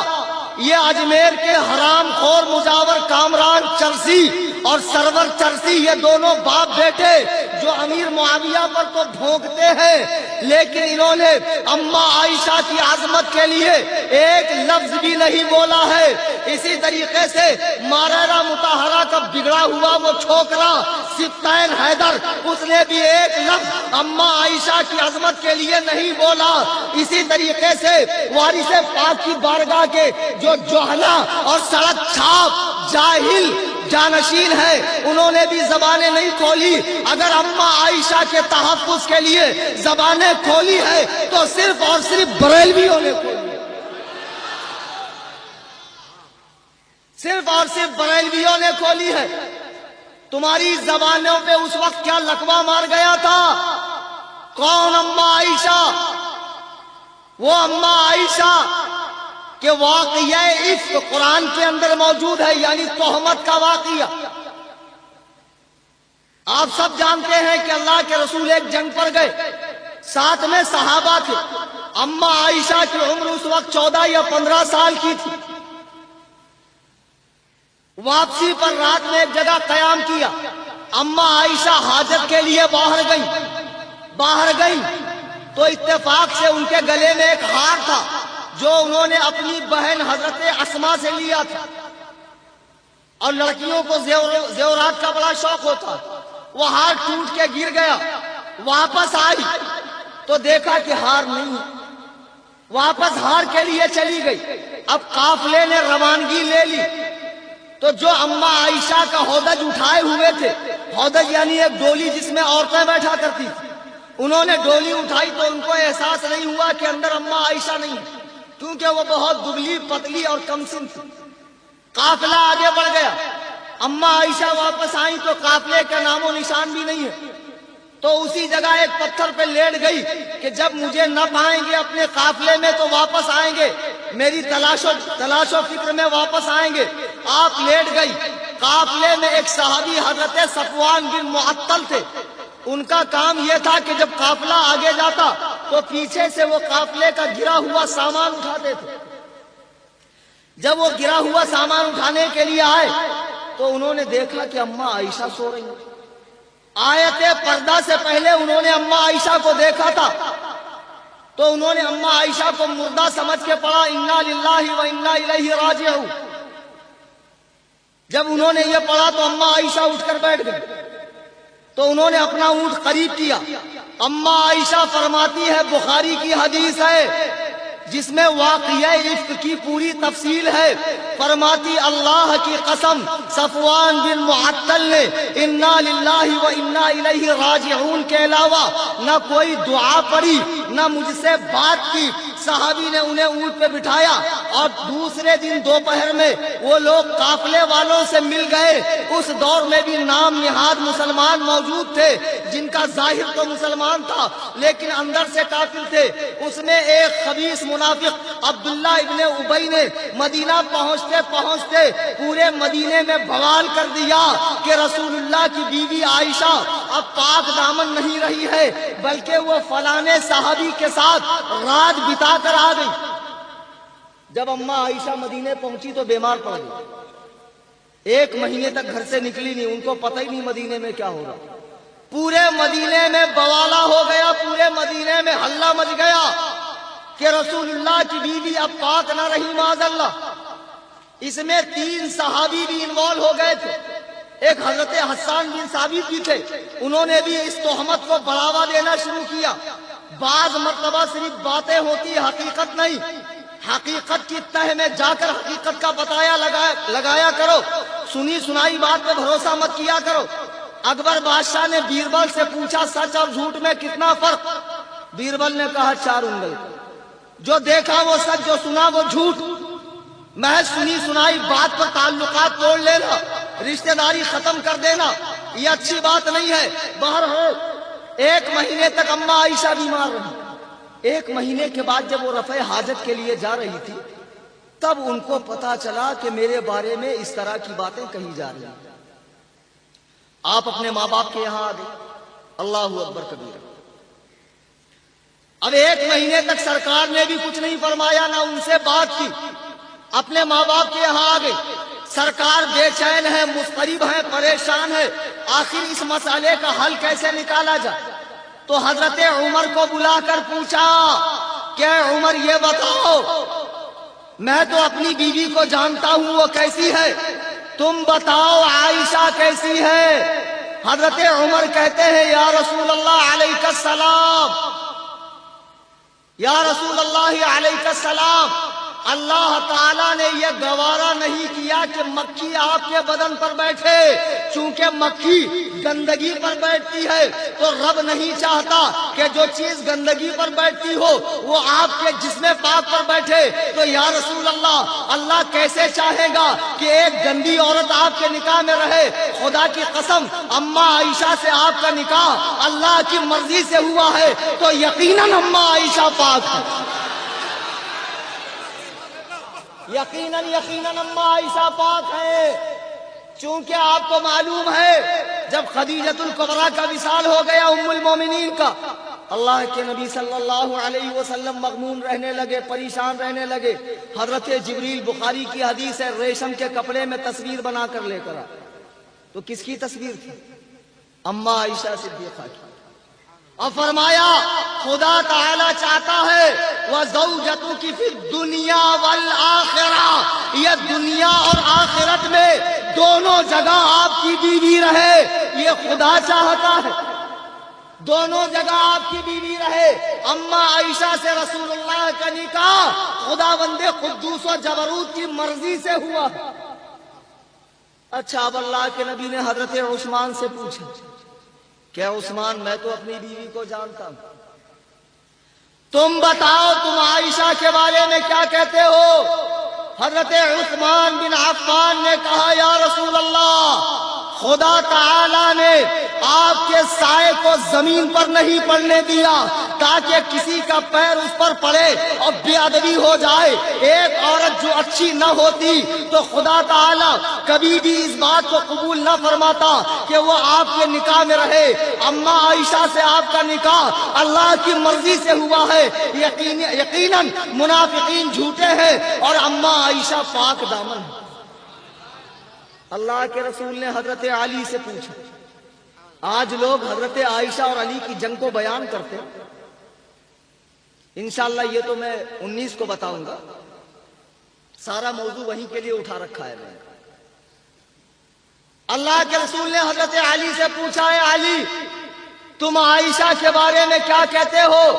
حضرت علی نے فرمایا یا رسول اللہ علیہ السلام ایک مرتبہ آپ کے پیروں میں گند لگی تھی، نجاست لگی تھی، اللہ نے فرشتے کو بھیجا اور فرمایا کہ نجاست کو آپ کی جوتیوں سے دور کرے۔ یا رسول اللہ خدا تعالی تھوڑی دیر کے لیے بھی آپ کی جوتیوں پہ نجاست کو برداشت نہیں کر سکتا ہے۔ اگر اماں عائشہ گندی ہوتی تو ضرور اللہ تعالی آپ کو ان سے دور رہنے کا حکم فرماتا، لیکن خدا نے ایسا کوئی حکم نازل نہیں فرمایا۔ عائشہ صدیقہ سچی ہے، منافقین جھوٹے ہیں۔ پھر اللہ کے نبی نے ان کی لونڈی بریرہ کو بلایا اور پوچھا جو اماں عائشہ کے ساتھ دن رات رہتی تھی تم کیا کہتی ہو؟ لونڈی نے کہا یا رسول اللہ مجھ سے زیادہ عائشہ کے قریب کوئی نہیں رہتا ہے، اللہ کی قسم وہ بہت پاک دامن اللہ سے ڈرنے والی نیک خاتون ہے، ہاں ان میں تھوڑی سی کمی ہے، ان کے اندر تھوڑی سی کمی ہے۔ اللہ کے نبی نے پوچھا کیا؟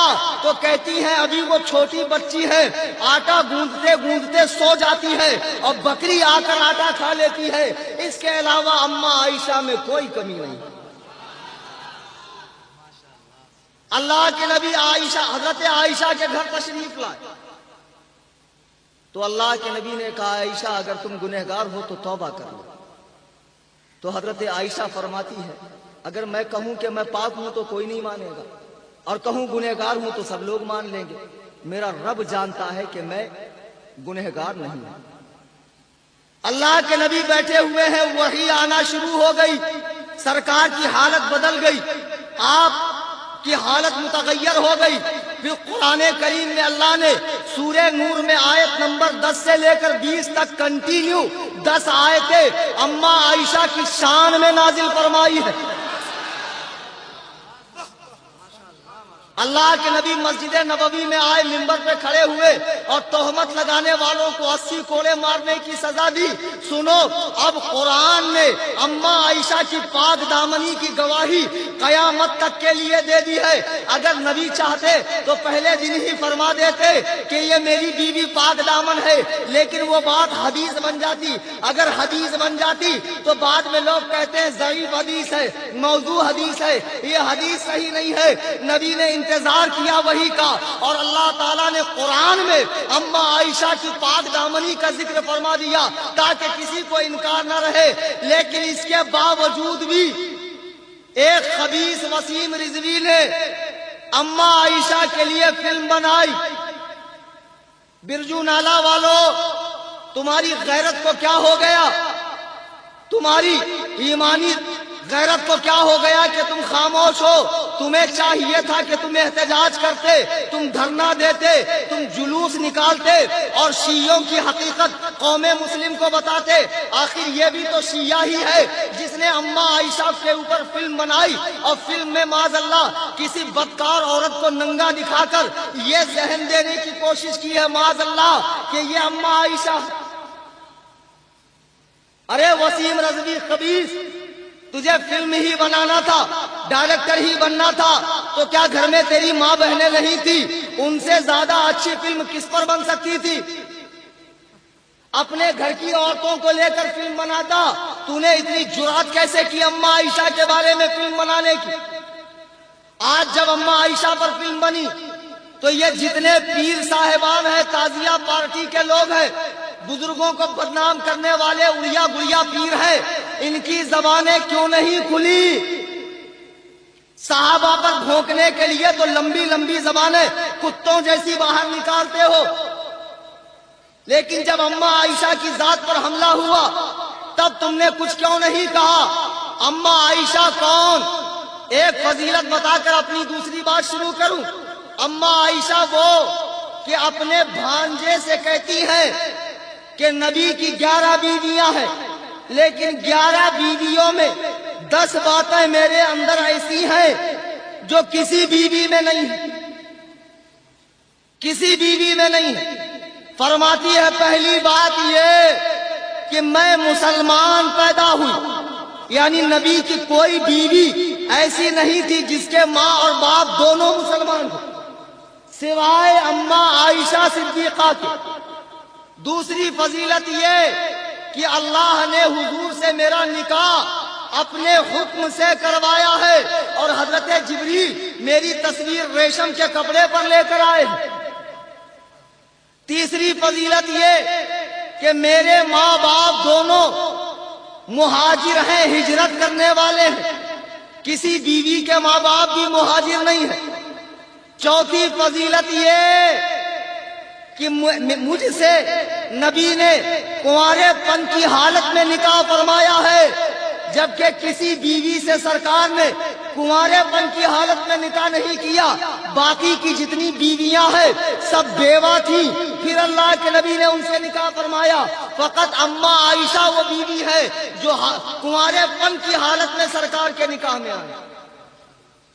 ایک فضیلت یہ کہ اللہ تعالی جب نبی میرے بستر پہ ہوتے تو وحی کو نازل فرماتا، اور کسی بیوی کے ساتھ ہوتے تو اللہ تعالیٰ وحی نازل نہیں فرماتا۔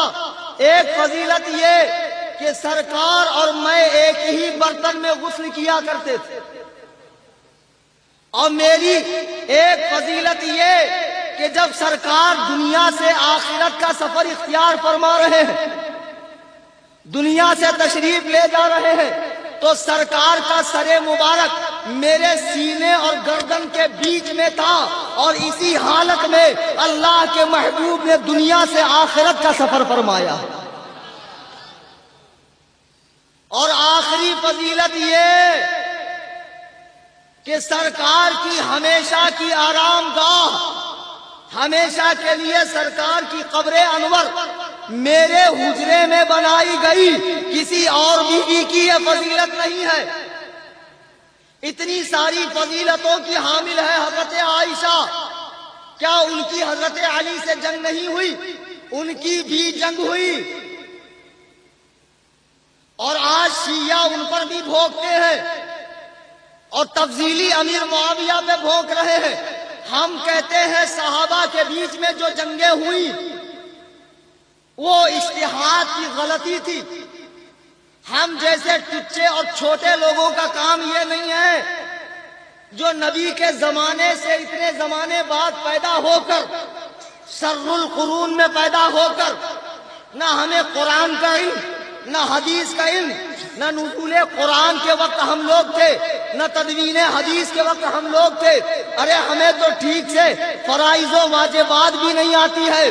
ہم لوگ صحابہ کے فیصلوں میں نہیں پڑھ سکتے ہیں، صحابہ کے جھگڑوں میں نہیں پڑھ سکتے۔ لیکن افسوس کہ آج جن کی داڑھی ایک مشت نہیں ہے، اجمیر شریف میں مانڈی کے مانڈی ڈال کر ماشاءاللہ سامنے ڈیسک لگا کے کسی مولوی کو 2-4 ہزار روپیہ دے کے لکھوا لیا ہوگا، ورنہ پیر لوگ پڑھتے کہاں؟ پیر لوگ کو پڑھنا کہاں؟ سامنے بیٹھ کر فیصلہ دے رہے ہیں 10x10 کے روم میں کہ امیر معاویہ معاذ اللہ لعنتی ہے، امیر معاویہ دوزخی ہے۔ ابے خبیث، تو اپنے انجام کی پرواہ کر، رسول اللہ کے صحابی پر بھونکنے والے نبی فرماتے ہیں لا تسبوا اصحابی، میرے کسی صحابہ کو گالی مت دو۔ کیا نبی کا یہ فرمان امیر معاویہ کے لیے نہیں ہے؟ ارے امیر معاویہ تو بہت بڑی ہستی ہے۔ جس صحابی نے حضرت امیر حمزہ کو قتل کیا ہے وحشی بن حرب، وہ بھی صحابی ہے۔ ایمان لانے کے بعد وہ ایسے ہو گئے جیسے ابھی ماں کے پیٹ سے پیدا ہو گئے۔ زمانہ کفر کے تمام گناہ مٹا دیے گئے ہیں۔ اجمیر میں بیٹھنے والے یہ چرسی مجاور جو لوگوں کا مال لوٹ رہے ہیں، چادر کے نام پہ، گاگر کے نام پہ، بڑی دیگ کے نام پہ، چھوٹی دیگ کے نام پر، دھاگے کے نام پر، گھوڑے کے نام پر، سچ بتاؤ جب اجمیر شریف جاتے ہو تو تکلیف ہوتی ہے کہ نہیں ہوتی ہے؟ بولو۔ جیسے ہی اندر گھسو گے تو کوؤں کی ٹیم کالی ٹوپی لگائی ہوئی کہاں پہلے تو دیکھتے ہیں کہ مرغا تگڑا ہے کہ نہیں، بہت ان لوگوں کو ایکسپیرینس ہو گیا، چلنے سے ہی پتا کر لیتے پارٹی تگڑی ہے کہ کمزور ہے۔ تگڑی ہے تو بڑی ڈیگ والا، کمزور ہے تو چھوٹی ڈیگ والا، اور زیادہ تگڑی ہے تو پھر اوپر چادر اڑا دیں گے، اس کے سائے میں آپ کو لے کر جائیں گے اندر تک۔ جو لوگوں کا مال وہاں بیٹھ کر حرام طریقے سے کھا رہے ہیں، اصل میں یہ لوگ اعلیٰ حضرت کو کیوں نہیں مانتے بتاؤ؟ بات کچھ بھی نہیں، کوئی مائی کا لال ثابت ہی نہیں کر سکتا کہ اعلیٰ حضرت نے قرآن و حدیث کے خلاف کچھ لکھا۔ کوئی مائی کا لال آج نہیں، ہمیشہ کے لیے چیلنج لکھ لے۔ اصل میں کیا ہے نا، اعلیٰ حضرت نے جیسے باطل فرقوں کا کھل کر رد کیا ہے، ان کی پول کھول کر بیان کی ہے۔ اگر اپنوں نے غلطی کی ہے تو اعلیٰ حضرت نے اسے بھی معاف نہیں کیا، اس کا بھی رد کیا۔ غلطی اپنا کرے یا بیگانہ، غلطی تو غلطی ہے۔ اعلیٰ حضرت مجدد ہے، اور مجدد کا کام ہے صحیح دین لوگوں کے سامنے پیش کرنا۔ تو مزاروں پہ جو بدعات ہو رہی تھی، خرافات ہو رہی تھی، جو قوالیاں ہو رہی تھی، دھمال ڈالے جا رہے تھے، مستی کے ساتھ ناچنا گانا، بے پردگی ہو رہی تھی، مزاروں پہ سجدے کیے جا رہے تھے، چراغاں کیے جا رہے تھے، بچوں کے بال لے جا کر کاٹے جا رہے تھے، مزاروں پر بیجا خرچ کیا جا رہا تھا۔ اعلیٰ حضرت نے فتویٰ دیا کہ جب تک مزار پہ ایک چادر پرانی نہ ہو، دوسری نہ ڈالی جائے۔ اب یہ قانون اگر اجمیر میں لگا تو کتنے لوگوں کی دکان بند ہو جائے گی؟ بھائی اگر سارے جانے والے یہ کہیں نہیں ہم تو اعلیٰ حضرت کے فتوے پہ عمل کریں گے، چادر نہیں لے کے جائیں گے، سوکھا فاتحہ پڑھ کر آئیں گے، تب تو مجاور لوگوں کے سینے پہ سانپ لوٹے گا کہ کم بخت مارا آیا، 1 روپیہ نہیں دیا ہم کو۔ تو ساری مجاور پارٹی مل کے آپ کو مارے گی۔ اعلیٰ حضرت کے فتوے پہ عمل کرو، اجمیر کے سارے مجاور بھوکے مر جائیں گے، ان کی چادریں بکیں گی نہیں۔ اچھا چادریں آپ لے کر گئے، چڑھا دی، ابھی آپ دعا ہی مانگ رہے ہیں، چادر دکان پہ آ گئی، اور جب تمہیں معلوم ہے کہ اس چادر کا یہی ہونا ہے تو تم کیوں چڑھاتے ہو چادر؟ مجھے یہ بتاؤ، تم سے کس نے کہا کہ چادر چڑھیں گی تبھی کام ہوگا، پھول چڑھیں گے تبھی کام ہوگا، دھاگا باندھو گے تبھی کام ہوگا، بڑی دیگ اور چھوٹی دیگ میں ڈالو گے تبھی کام ہوگا، گلے میں ڈالو گے تبھی کام ہوگا، مجاور کو دو گے تبھی کام ہوگا؟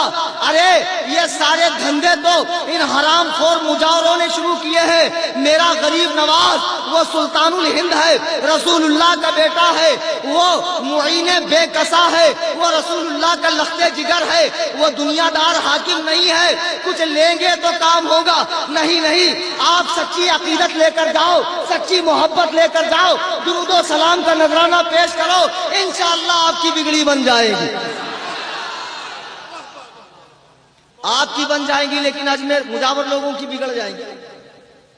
اچھا اب اعلیٰ حضرت نے کہا عورتوں کو مزار پر لے کر مت جاؤ۔ اعلیٰ حضرت، ہاں ماشاءاللہ، اعلیٰ حضرت نے فرمایا، دیکھو ماشاءاللہ، آپ لوگ سمجھتے ہیں صرف شعراء کو دینا چاہیے، مولانا واقعی میں اتنی اچھی تقریر کر رہے تھے، فکری تقریر کر رہے تھے، تو جیسے شعراء کی خدمت کرتے ہو بھائی مقرر کی بھی خدمت کرنا چاہیے۔ اور اتنا دبلا پتلا مقرر پورا پسینے میں ڈوب چکا ہے، آپ کو مجھ پر رحم نہیں آ رہا میری صحت پر، تو بار بار قریب سے آ کر مجھے اپنی زیارت کروایا کریں۔ اعلیٰ حضرت نے فرمایا مزار پر عورتیں نہ جائیں، جب عورت گھر سے نکلتی ہے تو جا کر آنے تک اللہ، اس کے فرشتے اور صاحب قبر اس پر لعنت کرتے ہیں۔ اب آپ اجمیر میں اعلیٰ حضرت کا فتویٰ دیکھ کر چادر نہیں چڑھائیں گے، عورتوں کو لے کر نہیں جائیں گے، عورتوں سے تو مین دھندا ہے بابا لوگوں کا جو دھندا ہے وہ عورتوں سے۔ بہو گئی ساس کے خلاف تعویذ لینے، بابا اس سے بھی پیسہ لیتا ہے، ساس گئی بہو کے خلاف تعویذ لینے، بابا اس سے بھی پیسہ لیتا ہے۔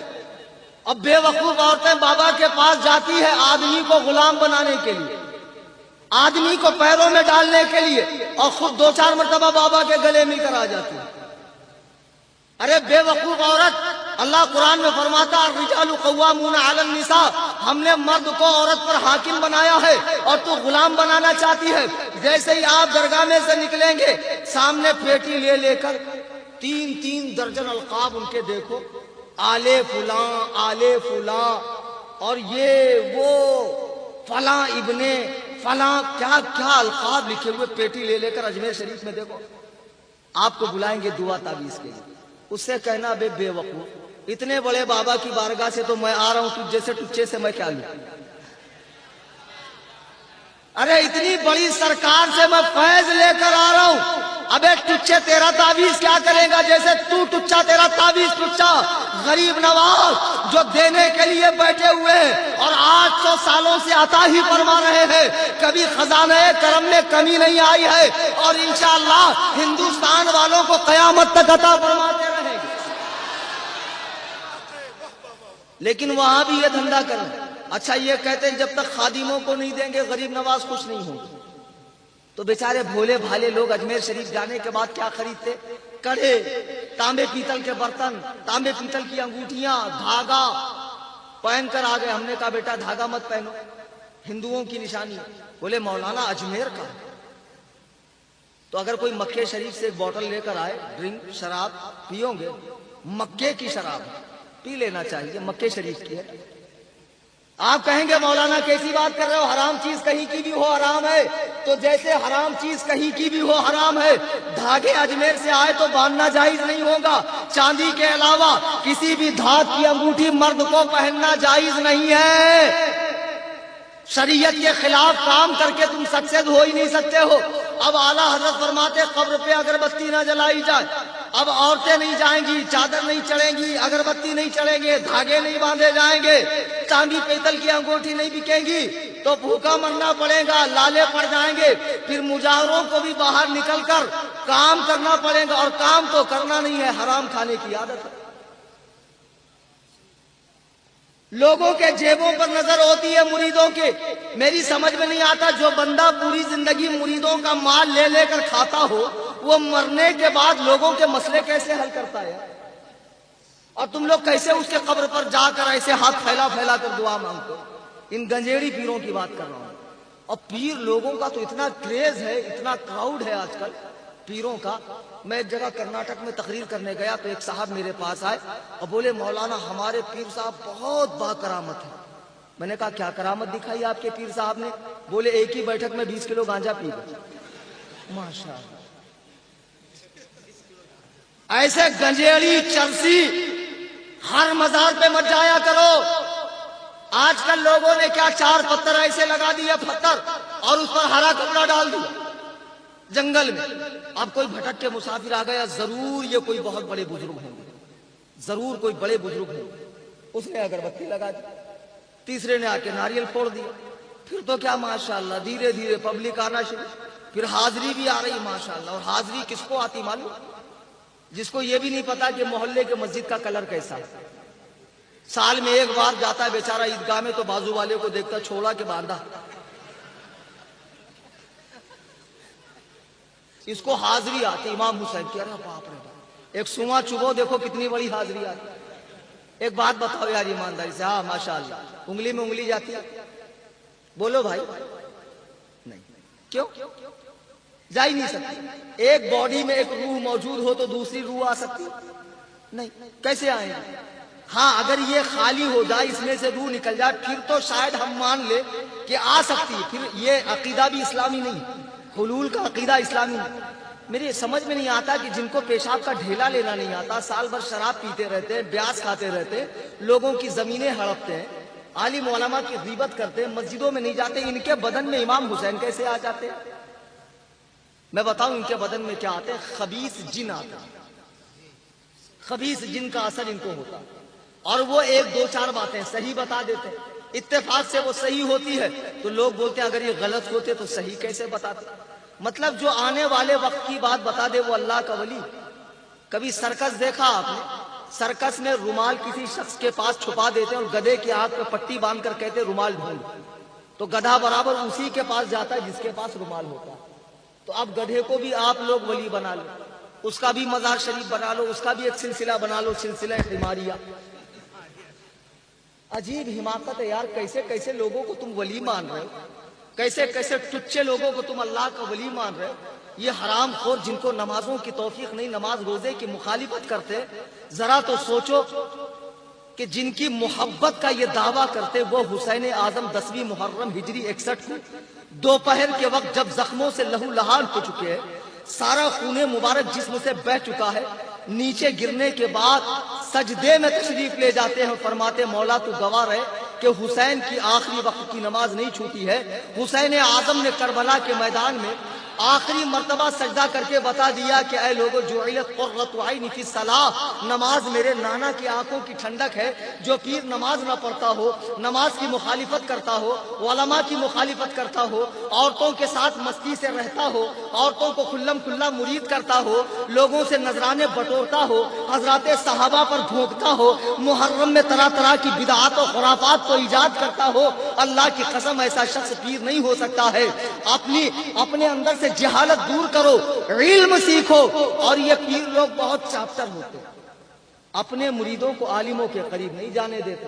ان کو معلوم ہے اگر سورج نکل گیا تو رات ختم ہونا ہے کہ نہیں ہونا۔ یہ جو اندھیرا آپ آسمان میں دیکھ رہے ہیں، جب صبح سورج نکلے گا تو یہ اندھیرا رہے گا۔ اگر میرا مرید عالم کے پاس گیا اور اس نے حدیث قرآن سیکھ لیا تب تو میرا بیڑا غرق ہے۔ تو فرماتے ہیں کہ شریعت الگ ہے، طریقت الگ ہے۔ طریقت میں کیا ہے؟ یہاں تک ٹھوس ٹھوس کر کھاؤ اور رات بھر ٹائر پنکچر کرو۔ طریقت میں کیا ہے؟ ماشاءاللہ۔ طریقت میں کیا ہے؟ جتنے چاہو لمبے لمبے بال چھوڑو۔ طریقت میں کیا ہے؟ خواجہ کی جوگن، فلاں کی اباگن، کسی کی سہاگن، میں تو ناچوں گی گولر تلے۔ ہاں قوال صاحب فرماتے ہیں میں تو ناچوں گی گولر تلے۔ اللہ کے نبی فرماتے ہیں جو مرد عورتوں کی مشابہت اختیار کرے اس پہ اللہ کی لعنت ہے۔ ابے اچھا خاصا مرد ہو کے ہجڑا کیوں بن رہا ہے؟ کہتا میں تو ناچوں گی گولر تلے۔ طریقت میں کیا ہے؟ مال بٹورو، گنجیڑیوں کو خلافت دو، گنڈوں کو خلافت دو، گنڈوں کو۔ بہت چاپٹر ہوتے ہیں پیر لوگ، بمبئی، کلکتہ، بنگلور، حیدرآباد، یہ بڑی بڑی سٹی ان کی چراگاہ ہے۔ اپنے ایجنٹوں کو چھوڑتے ہیں۔ کون سے علاقے میں جہالت ہے؟ برجو نالے میں۔ برجو نالے میں آ گئے تو کسی غریب کے گھر میں پیر صاحب نہیں رکیں گے، تگڑی پارٹی کے یہاں رکیں گے۔ اور تگڑی پارٹی بھی بہت چاپٹر ہوتی ہے، اس کا بیاج کا دھندا ہے، لوگ اس کے قریب آتے نہیں ہیں۔ تو وہ سوچتا کسی پیر صاحب کو رکاؤں گا تو محلے والے میرے خلاف نہیں بولیں گے، اگر یہ غلط ہوتا تو پیر صاحب اس کے یہاں کیوں رکتے؟ دونوں کا بڑا کمبینیشن ہے۔ سمجھ رہے ہو نا میری بات؟ ہاں بالکل حقی ہے، اور جس کو باطل لگ رہا ہے وہ آ جائے۔ موسٹ ویلکم فور ٹھوکائی، الحمدللہ۔ ایک دم حقی ہے، سولہ آنے حق ہے۔ اب پیر صاحب گنجیڑی بڑے مالدار کے یہاں رکیں گے، بیاس خور کے، اور سب سے پہلے اس کو خلافت دے دیں گے۔ اب یہ بیچارہ سوچتا ہے کہ میں تو مرید بننے کے بھی لائق نہیں تھا، مجھے خلافت دے دی، اتنا بڑا انعام دے دیا، میں تو جنتی ہو گئے۔ اب تو میں جتنی چاہوں آگ مود دوں، جتنا چاہوں خرابات کر دوں، اب تو خلافت مل گئی۔ یہ خلافت نہیں ہے، کھلی کھلی آفت ہے۔ اب یہ صاحب محلے کے امام صاحب مولانا شاہد القادری اس کے خلاف بول دے، امام صاحب کو امامت پہ رہنا ہے کہ نہیں رہنا؟ یہی ہو رہا ہے۔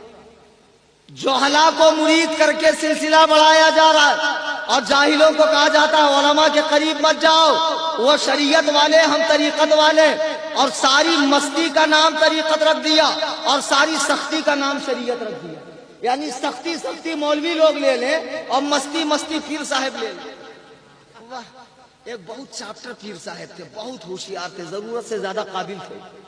تو انہوں نے کیا کیا تھا معلوم ہے؟ سننے کا موڈ ہے آپ لوگوں کا؟ پیچھے والوں کو دشمنی ہے مجھ سے، دور سے آپ لوگ نظر نہیں آ رہے، کبھی کبھی آ جایا کریں، اسی بہانے میں آپ کو قریب سے دیکھ لوں گا۔ ایک بہت بڑے پیر صاحب تھے، اب ماشاءاللہ اتنے اچھے انداز میں رہتے تھے، یہ بڑا ان کا پگڑا، یہ بڑا ان کا جبہ، یہ چونچ لال پان کھا کھا کے، اور داڑھی بھی رنگی ہوئی، اور کپڑا بھی لال لال، معلوم پڑتا تھا پیر صاحب نہیں کوئی دلہن صاحبہ ہے۔ تو انہوں نے 20-25 دیہاتوں میں مرید کر رکھے تھے، اور ہر دیہات میں ایک گنڈے کو خلافت دی تھی۔ سال میں ایک بار تشریف لے جاتے، سارے دیہات کا مال پانی اپنی جیب خاص میں لے کر چلتے بنتے۔ اور اپنی 7 پشتوں کے کھانے کا انتظام کرتے تھے۔ ایک دن ایک دیہات میں پیر صاحب کا ورود نامسعود ہوا، تو جس مرید کے یہاں ٹھہرے تھے مرید خوش کہ حضرت تشریف لائے ہیں، برکتیں تشریف لا رہی ہیں۔ اب حضرت صاحب تھے کچھ کھاؤ قسم کے، جو سامنے تشریف لاتا گٹک کر جاتے۔ اچھا حلوا، ماشاء اللہ یہ تو سنت ہے۔ اچھا کدو، ماشاء اللہ یہ تو بہت بڑی سنت ہے، گٹک۔ اچھا پایا، اس کا تو ذکر میں بخاری میں ذکر ہے آیا، گٹک سنت ہے۔ اب جو سامنے آ رہا پیر صاحب، وہ بھی مرید کی عورت پکاتے پکاتے بیچاری کے ہاتھ میں درد ہو گیا۔ پیر صاحب کھاتے ہیں کہ مذاق کرتے ہیں کہ یہیں بیٹھے بیٹھے سارے عالم کے مریدوں کی بھوک مٹا رہے ہیں۔ اب پیر صاحب گٹک گٹک کر رہے، اتفاق سے مرید کا بچہ آیا تو پیر صاحب نے پوچھا لہراتے ہوئے، بیٹا یہ کون ہے؟ اس نے کہا حضور یہ میرا بیٹا ہے۔ تو بولے بیٹا اس کا نام کیا ہے؟ اس نے کہا فرض۔ پیر صاحب نے کہا یہ کیسا نام ہے؟ بولے حضور اس کا نام دراصل ہے سنت، لیکن میں نے دیکھا جو چیز سنت ہوتی ہے وہ آپ کے حلق مبارک سے پیٹ مبارک میں چلی جاتی ہے، تو میں نے سوچا کہیں پیر صاحب اسے بھی نہ گھٹک لے، اس کے لیے میں نے اس کا نام فرض بتا دیا۔ اب پیر صاحب مرید کرتے تو جو ایجنٹ لوگ ہوتے، ایجنٹ لوگ دروازے پر ایسے ملے گا، سجدے میں گر، تعظیمی سجدہ جائز، خالی ہاتھ ملے گا کم بخت، کچھ ہاتھ میں ہو تب تو مل۔ ابے فیض دینے آیا کہ فیض لینے آیا؟ یہ آنکم والی پارٹی ہے کہ جانکم والی پارٹی ہے؟ اب یہ ایجنٹ لوگ دماغ لگاتے ہیں اور 2-4 لوگ بیٹھ کے حاضری بھی آ رہی، پورا ماحول کریٹ کیا جاتا ہے لوگوں کو الو بنانے۔ اب بے وقوف لوگ الو بنتے بھی ہیں۔ ڈاکٹر سے مشورہ لیں گے، دوا کا 800 روپیہ دیں گے، وکیل سے قانونی مشورہ لیں گے 3000 روپیہ دیں گے، لیکن عالم سے کوئی دینی مسئلہ پوچھیں گے تو فوکٹ میں پوچھیں گے۔ عالم کو پیٹ نہیں ہے نا، عالم کو ضرورت نہیں ہے، ساری ضرورت تو پیر صاحب کو۔ اب جو آتا پیر صاحب کو ادب سے ملتا، نذرانہ پیش کرتا، اور پھر کچھ نہ کچھ پیر صاحب اس کو اٹھا کر دے دیتے، تعویذ وغیرہ کچھ نہ کچھ دیتے۔ ان کا تو سب تبرک ہی ہوتا ہے، وہ کھا نہیں پاتے چھوڑ دیے تو تبرک لے لیتے ہیں زیادہ کہ پورا کھاؤں گا، لیکن جب ان کے پیٹ العلوم میں جگہ نہیں بچتی تو چھوڑ دیتے۔ پھر یہ بے وقوف، ارے تبرک تبرک، میں کیا گھنٹے کا تبرک ہے، چل تبرک، بے وقوف کہیں کے۔ کسی عالم دین کا جھوٹا کھا تو وہ تبرک ہے، کسی پابند شریعت پیر کا جھوٹا کھا تو وہ تبرک ہے۔ اس حرام خور جس کو نماز روزے کی فکر نہیں ہے، اس کا جھوٹا تبرک ہے۔ ابے یہ خود ہی منحوس ہے تو اس کی چیز کیا تبرک ہوگی؟ اب جب نماز کا وقت ہوا تو مریدہ نے کہا دیکھو پکاتے پکاتے ہمارے ہاتھ میں ہو گیا درد، ایسا کہو کہ پیر صاحب کو کہو تھوڑی دیر نماز پڑھ لے، تو 12 رکعت ظہر پڑھیں گے تو کم سے کم ہم کو بھی کچھ آرام ملے گا۔ اب مرید صاحب آئے، کہا حضور نماز نہیں پڑھی ہے کہا؟ پیر صاحب کی رگے خواصت پڑ گئی کہ کام باخ، یہ اٹھک بیٹھک والی نماز ہماری نہیں ہے، ہم لوگ مکے میں نماز پڑھتے ہیں، مکے میں۔ اب مرید نے جب دیکھا کہ حضرت پورے جلال میں فرما رہے ہیں تو حقیقت میں یہ مکے میں پڑھتے ہوں گے، مجھ جیسے ٹچے آدمی کو کیا معلوم کہ حضرت کہاں پڑھتے۔ خاموشی سے ادب سے آقا کم بخت ماری، آج کے بعد مجھے بولنا نہیں پیر صاحب کو پوچھنے کے لیے، پیر صاحب بہت بڑی شخصیت ہے، مکے میں نماز پڑھتے ہیں۔ ماشاءاللہ۔ اور کچھ لوگ تو مرید کرتے ہی نماز روزہ سب معاف، تمہارا ساری تکلیف ہمیں دے دو نماز روزے کی، بس ہمیں نذرانہ دیتے رہو، قیامت کے دن ہم جنت کا دروازہ توڑ کے تم کو لے جائے گا۔ ماشاءاللہ کتنی چلتی ہے ان لوگوں کی، ہے نا؟ قیامت میں دکھیں گے یہ لوگ، ڈھونڈتے رہ جاؤ گے نذرانہ دیا تھا کہاں ہے پیر صاحب، ملیں گے نہیں پیر صاحب تم کو اس دن۔ اب پیر صاحب سارا دن نذرانہ بٹورتے رہے، کھاتے رہے، پیتے رہے، قوالی شریف ہوتی رہی ماشاءاللہ۔ اب رات میں دونوں ٹانگ اوپر کر کے پیر صاحب سو گئے تو جو دن بھر ٹھوسے تھے اندر وہ آپس میں ان کی جنگ ہونے لگی اور سارا مل کے پاخانہ تیار ہو گیا۔ اب صبح صبح پیر صاحب کو طبیعت کچھ بوجھل معلوم ہوئی تو لوٹا شریف لیے اور کہا بیت الخلا کہاں ہے؟ تو مرید نے کہا بیت الخلا تو نہیں ہے، کھیت الخلا ہے۔ اب پیر صاحب مستی میں جھومتے جھامتے قوالی شریف کا ورد کرتے، میں تو ناچوں گی گولر تلے، تشریف لے گئے اور بیٹھ گئے گولر تلے۔ جب بیٹھ گئے تو ایک دیہاتی دیکھ رہا تھا اور حضرت کی معرفت بھری باتیں اس نے سن رکھی تھی کہ حضرت مکہ المکرمہ زاد اللہ شرفا و تعظیمہ میں نماز پڑھتے۔ لایا ڈنڈا اور طبیعت سے سوتنے لگا، کہ حرام خور نماز پڑھنے مکے میں جاتا اور ہگنے کے لیے میرے کھیت میں آتا، نماز پڑھنے کے لیے تو مکے میں جاتا ہے اور ہلکا ہونے کے لیے میرے کھیت میں آتا ہے۔ بے وقوفوں، ایسے اڑیا گڑیا پیروں کے چکر میں نہ پڑو، خدا کی قسم ولی تو وہ ہوتا ہے، حضرت اللہ کے نبی فرماتے ولی وہ ہے جس کو دیکھ کر خدا یاد آ جائے، جس کو دیکھ کر خدا یاد آئے۔ خدا کی قسم بتانا، گلزار ملت کو دیکھ کر خدا نہیں یاد آتا، سلمان ملت کو دیکھ کر خدا نہیں یاد آتا، قائد ملت کو دیکھ کر خدا نہیں یاد آتا۔ اور اللہ کی قسم جس نے تاج الشریعہ کو دیکھا اسے کسی کو دیکھنے کی ضرورت ہی نہیں ہے، اسے کسی کو دیکھنے کی ضرورت ہی نہیں ہے۔ ایک بار دیکھنے سے یہ کیفیت ہوئی ہے، آنکھوں میں پھر رہا ہے اختر رضا کا چہرہ۔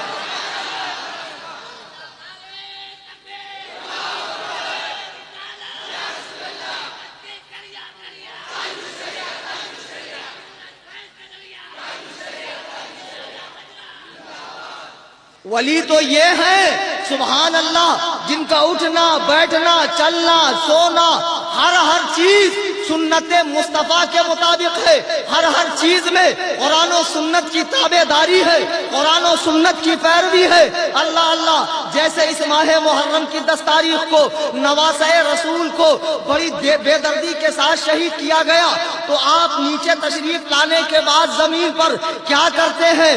آپ نیچے تشریف لانے کے بعد سجدے میں چلے جاتے ہیں اور اسی عالم میں اپنے رب کے حضور تشریف لے جاتے ہیں۔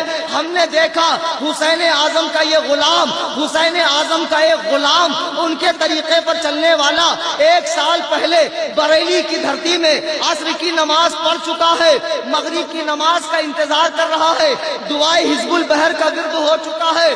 آپ پوچھتے ہیں مغرب کو کتنا وقت باقی ہے؟ لوگوں نے کہا حضور 10 منٹ، تو کہا اچھا لیٹ گئے، زبان اللہ اللہ کر رہی ہے۔ میرے آقا فرماتے ہیں جو ایک نماز کے بعد دوسری نماز کا انتظار کرے وہ اللہ کا ولی ہے۔ ولی دیکھنا ہے آپ بریلی میں عصر کی نماز پڑھ چکے ہیں، پڑھنے کے بعد دعائے حزب البحر ہو چکی ہے، لیٹے ہیں اور پوچھتے ہیں مغرب میں کتنا وقت باقی ہے؟ لوگوں نے کہا 10 منٹ، زبان اللہ اللہ کر رہی ہے۔ جیسے ہی مؤذن نے اذان پکاری، آپ کی روح مبارک لفظ اللہ کے ساتھ یہ کہتے ہوئے رخصت ہو رہی ہے، اختر قادری خلد میں چل دیا، خلد واہ ہے ہر ایک قادری کے لیے۔ یہ ہے اللہ کے ولی، یہ ہے اللہ کے ولی۔ اور یہ دیکھو پیر صاحب کو رات دن قوالی، رات دن مستی، اور عورتیں بھی ہاتھ پیر دباتی ہیں۔ پیر سے کیا پردہ، ماشاءاللہ، تیرا پیر نبی سے بڑھ کر پیر ہے۔ اللہ کے رسول علیہ السلام بیٹھے ہوئے ہیں، اماں عائشہ بیٹھی ہے، ایک صحابی تشریف لاتے ہیں۔ کیا نبی کی بیویاں تمام امت کی مائیں نہیں ہے؟ بولو، کیا ان کا رتبہ سگی ماں سے بڑا نہیں ہے؟ ایک صحابی تشریف لائے، آنکھوں کے اندھے ہیں، سرکار نے فرمایا اے عائشہ پردہ کر لو۔ اماں عائشہ فرماتی یا رسول اللہ علیہ السلام وہ تو نابینا ہے، اندھے ہیں۔ سرکار نے فرمایا تم تو انہیں دیکھ رہی ہو، تم تو انہیں دیکھ رہی ہو، پردہ کر لو۔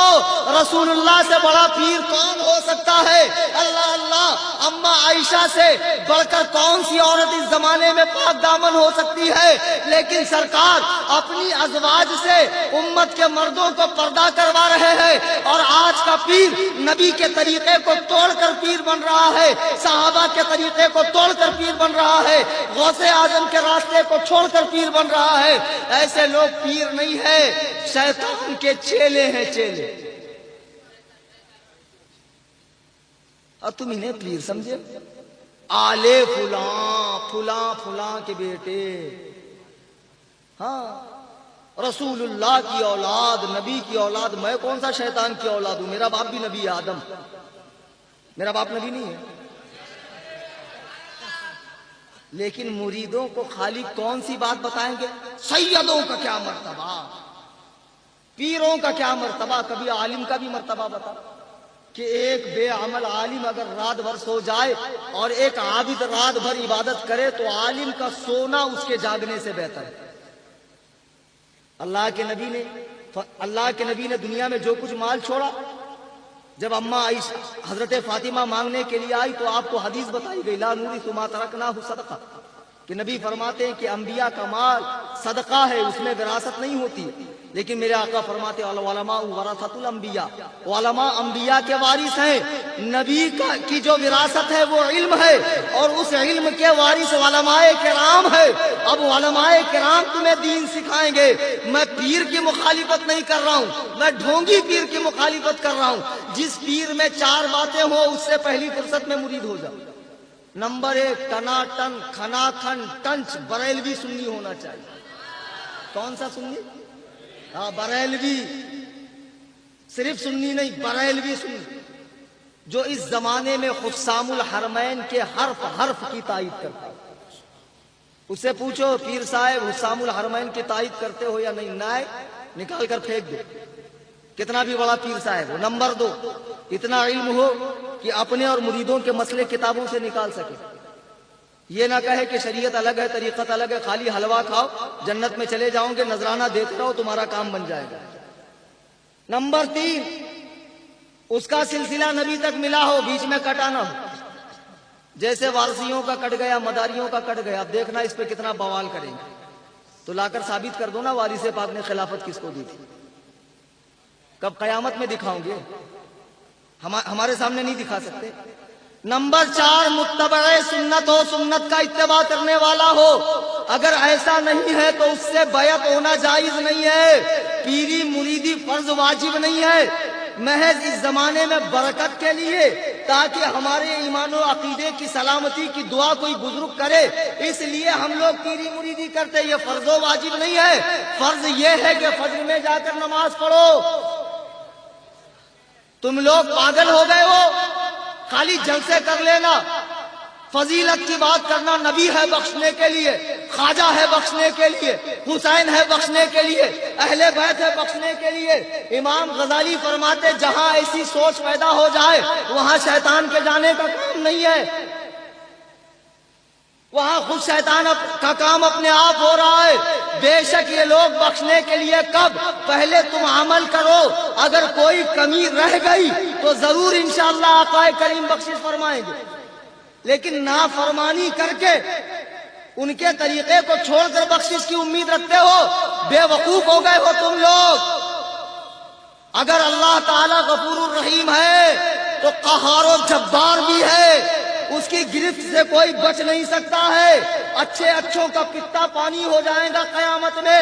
قیامت کا ہولناک منظر دیکھ کر میرے بزرگوں، دوستو، اللہ کے لیے دین کی پیروی کرو، اہل سنت کے سچے مذہب پہ قائم رہو، جس کی پہچان اس زمانے میں مسلک اعلیٰ حضرت۔ اور میں نے بتا دیا اعلیٰ حضرت سے چڑھنے کی وجہ کوئی ذاتی جھگڑا نہیں ہے، ذاتی مفاد نہیں ہے، بس یہی ہے کہ اعلیٰ حضرت نے دین میں ہر چیز کا ایک رتبہ بتایا ہے کہ اس کا رتبہ یہ ہے۔ اعلیٰ حضرت فرماتے ہیں، ایک بڑی اچھی بات بتا رہا ہوں، شاید اس سے پہلے آپ نے نہیں سنی ہوگی، کہ کوئی سید جو عالم نہ ہو اور کوئی عالم جو سید نہ ہو، تو وہ عالم اس سید سے افضل ہے جو عالم نہ ہو۔ وہ عالم اس سید سے افضل ہے جو عالم نہ ہو۔ آج سادات کو ہائی لائٹ کیا جا رہا، داڑھی کٹوں کو سید سید کہہ کے تعظیم کروائی جا رہی ہے، اور کہتے ہیں کلیم کوفی خارجی ہے، ناسبی ہے، دشمن اہل بیت ہے۔ بے وقوفو، تمہارے باپ کی جنت ہے، تم مجھے جنت کا ٹکٹ بانٹو گے؟ ارے الحمدللہ مجھے جنت کا ٹکٹ مل چکا، اس لیے کہ انہیں جانا، انہیں مانا، نہ رکھا غیر سے کچھ کام، للہ الحمد میں دنیا سے مسلمان گیا۔ مجھے تم جیسے دو کوڑی کے ٹچے لوگ ان کی ضرورت نہیں ہے کہ تم مجھے دین و ایمان کی سند دو۔ الحمدللہ قرآن و سنت کی روشنی میں میرا ایمان کامل ہے، مکمل ہے، اکمل ہے۔ الحمدللہ ثم الحمدللہ۔ آج داڑھی کٹوں کو سادار بنا کر پیش کیا جاتا اور وہ لوگ صحابہ پر بھونکتے، جیسا کہ انہوں نے مجھے ویڈیو دکھائی، اور اسی لیے جلدی سے یہ جلسہ آرگنائز کیا۔ اس جلسے میں امیجیٹ میں ممبئی سے آ گیا، چند بے ترتیب باتیں میں نے آپ کے گوش گزار کر دی، لیکن 19 تاریخ کو مٹیا برج میں کہاں پتہ بتایا تھا؟ مسجد تالاب پر میرا ایک موضوع ہے، بہت علمی موضوع ہے، کیا حضرت علی ڈائریکٹ خلیفہ ہیں؟ اس کے بارے میں جو حدیث پیش کی جاتی اس حدیث کا صحیح خلاصہ، اور کیا حضرت امیر معاویہ رضی اللہ تعالیٰ نے حضرت مولائے کائنات رضی اللہ تعالیٰ عنہ کو گالیاں دیں یا دلوائیں، یا وہ اہل بیت کے دشمن تھے؟ اس پر جامع تقریر انشاءاللہ قرآن و سنت کی روشنی میں اور خصوصاً احادیث مبارکہ کی روشنی میں کروں گا۔ آپ سب تشریف لائیں گے انشاءاللہ؟ ضرور انشاءاللہ۔ وہ بیان سننے کے بعد کوئی بھی کھٹمل، ہرا، پیلا، نیلا، کالا، اب تو زیادہ کالے اور پیلے ہی نظر آتے ہیں، اب کچھ لوگ لال بھی ہو گئے، انشاءاللہ آپ کے سامنے نہیں ٹھہرے۔ اور جتنے ہمارے نوجوان بھائی سوشل میڈیا کے ذریعے جن کو واٹس ایپ پہ بھیجا جاتا ہے تعزیہ داری کا ثبوت، مقام اہل بیت، امیر معاویہ اور بنو امیہ کی خرافات، جو پڑھ کے گمراہ ہو رہے ہیں اور علماء کے قریب آ کر اس کا خلاصہ نہیں کرتے، ایسے لوگوں کو بھی آپ 19 تاریخ کو پکڑ کر لائیں گے انشاءاللہ۔ تو انشاءاللہ پورا کے پورا خلاصہ اور تصفیہ اور بالتفصیل گفتگو مشاجرات صحابہ پر، خلافت بلا فصل پر، اور خاص طور سے عید غدیر پر انشاءاللہ وہاں بحث ہوگی۔ آپ سب کو تشریف لانا ہے۔ اللہ تبارک و تعالی اس جلسے کے منتظمین کے حوصلوں کو بلند فرمائے۔ اور میں ابھی رکا ہوا ہوں کمیٹی والے کے کسی صاحب کے مکان پر، اگر کسی کا کوئی سوال ہو یا مجمع عام میں کسی کو مناظرے سے شرم آتی اور اکیلے میں کرنا چاہتا ہو تو صبح تک میں رکا ہوں، 6 بجے تک تشریف لا سکتا ہے۔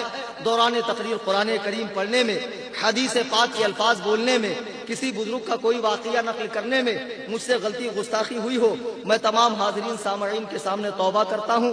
استغفر اللہ رب من کل ذنب، شاید کہ اتر جائے تیرے دل میں میری بات، انداز بیاں گرچہ بہت شوق نہیں، وما علینا الا البلاغ۔ کھڑے ہو جائیں، صلاۃ و سلام۔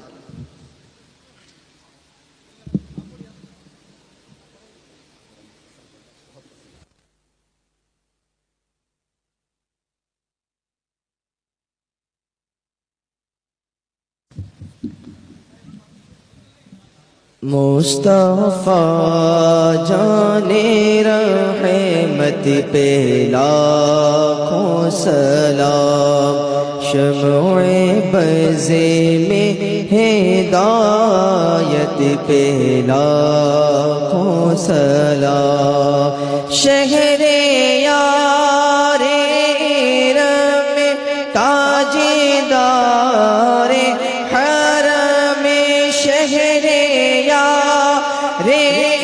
رم تاجدار حرم، نوبہار شفاعت پہ لاکھوں سلام، مصطفیٰ جانے رحمت پہ لاکھوں سلام، شمع بز میں ہدایت پہ لاکھوں سلام، جس نے لانا کے وعدے کو پورا کیا، جس نے لانا کے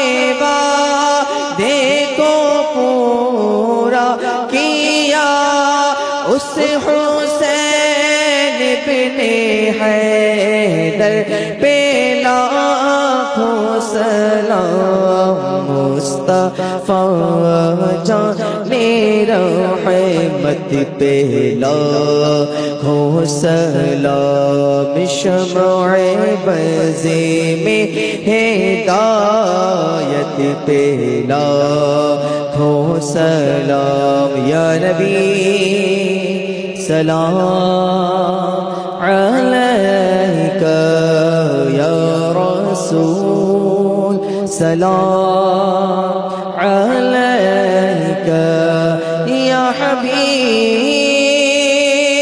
سلام علیکہ، صلوات اللہ حبیبی یا رسول اللہ،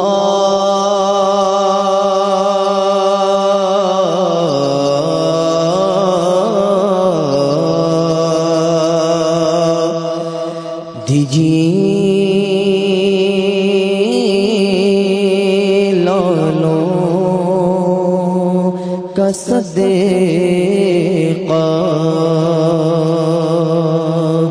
ناز کے پالوں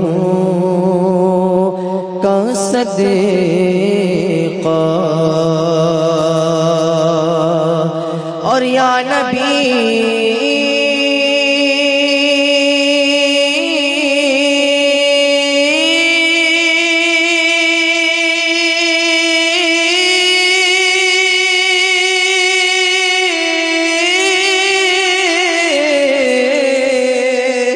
یا نبی ہم کو عطا ہو کربلا والوں کا صدقہ، یا نبی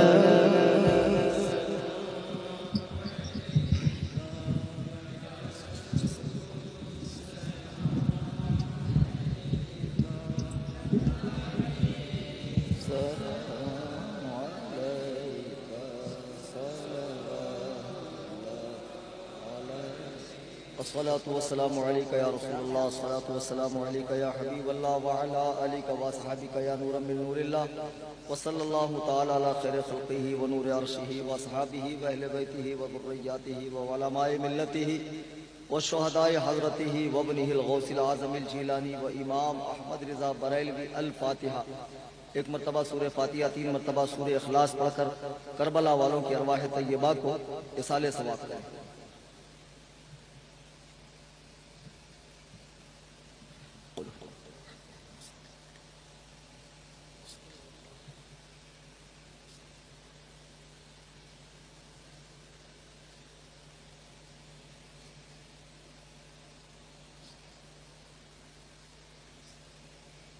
کریمہ کارسازہ ملکہ بندہ نوازہ بادشاہ بے نیازہ مولا تبارک و تعالی، یہ عاجز و بےکس بندے تیری مقدس بارگاہ میں مولا دست بدعا ہے، ہماری حاضری کو قبول فرما۔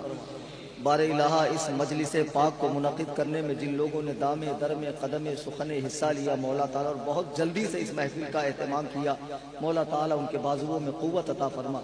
مولا یہ جتنے بھائی بھولے بھالے بھائی دور و دراز سے تشریف لائے ہیں مولا، ان میں سے ہر ایک کی کوئی نہ کوئی پریشانی ہوگی، تو عالم الغیب و شہادہ ہے، تو دلوں کے حالات جانتا ہے مولا تعالیٰ۔ کوئی رزق کے حوالے سے پریشان ہے، کوئی اولاد کے لیے، کوئی کاروبار کے لیے، کوئی جادو ٹونے کے لحاظ سے ہے مولا تعالیٰ، جس کی جیسی پریشانی ہے کربلا والوں کے صدقے میں مولا ان کی جملہ پریشانیوں کو دور فرما۔ مولا تعالیٰ ہم سب کو ایک بنا، نیک بنا، قرآن و سنت کا پابند بنا، نماز پنجگانہ کا پابند بنا، صوم و صلات کا پابند بنا، اور نیک لوگوں کے راستے پہ چلنے کی توفیق عطا فرما۔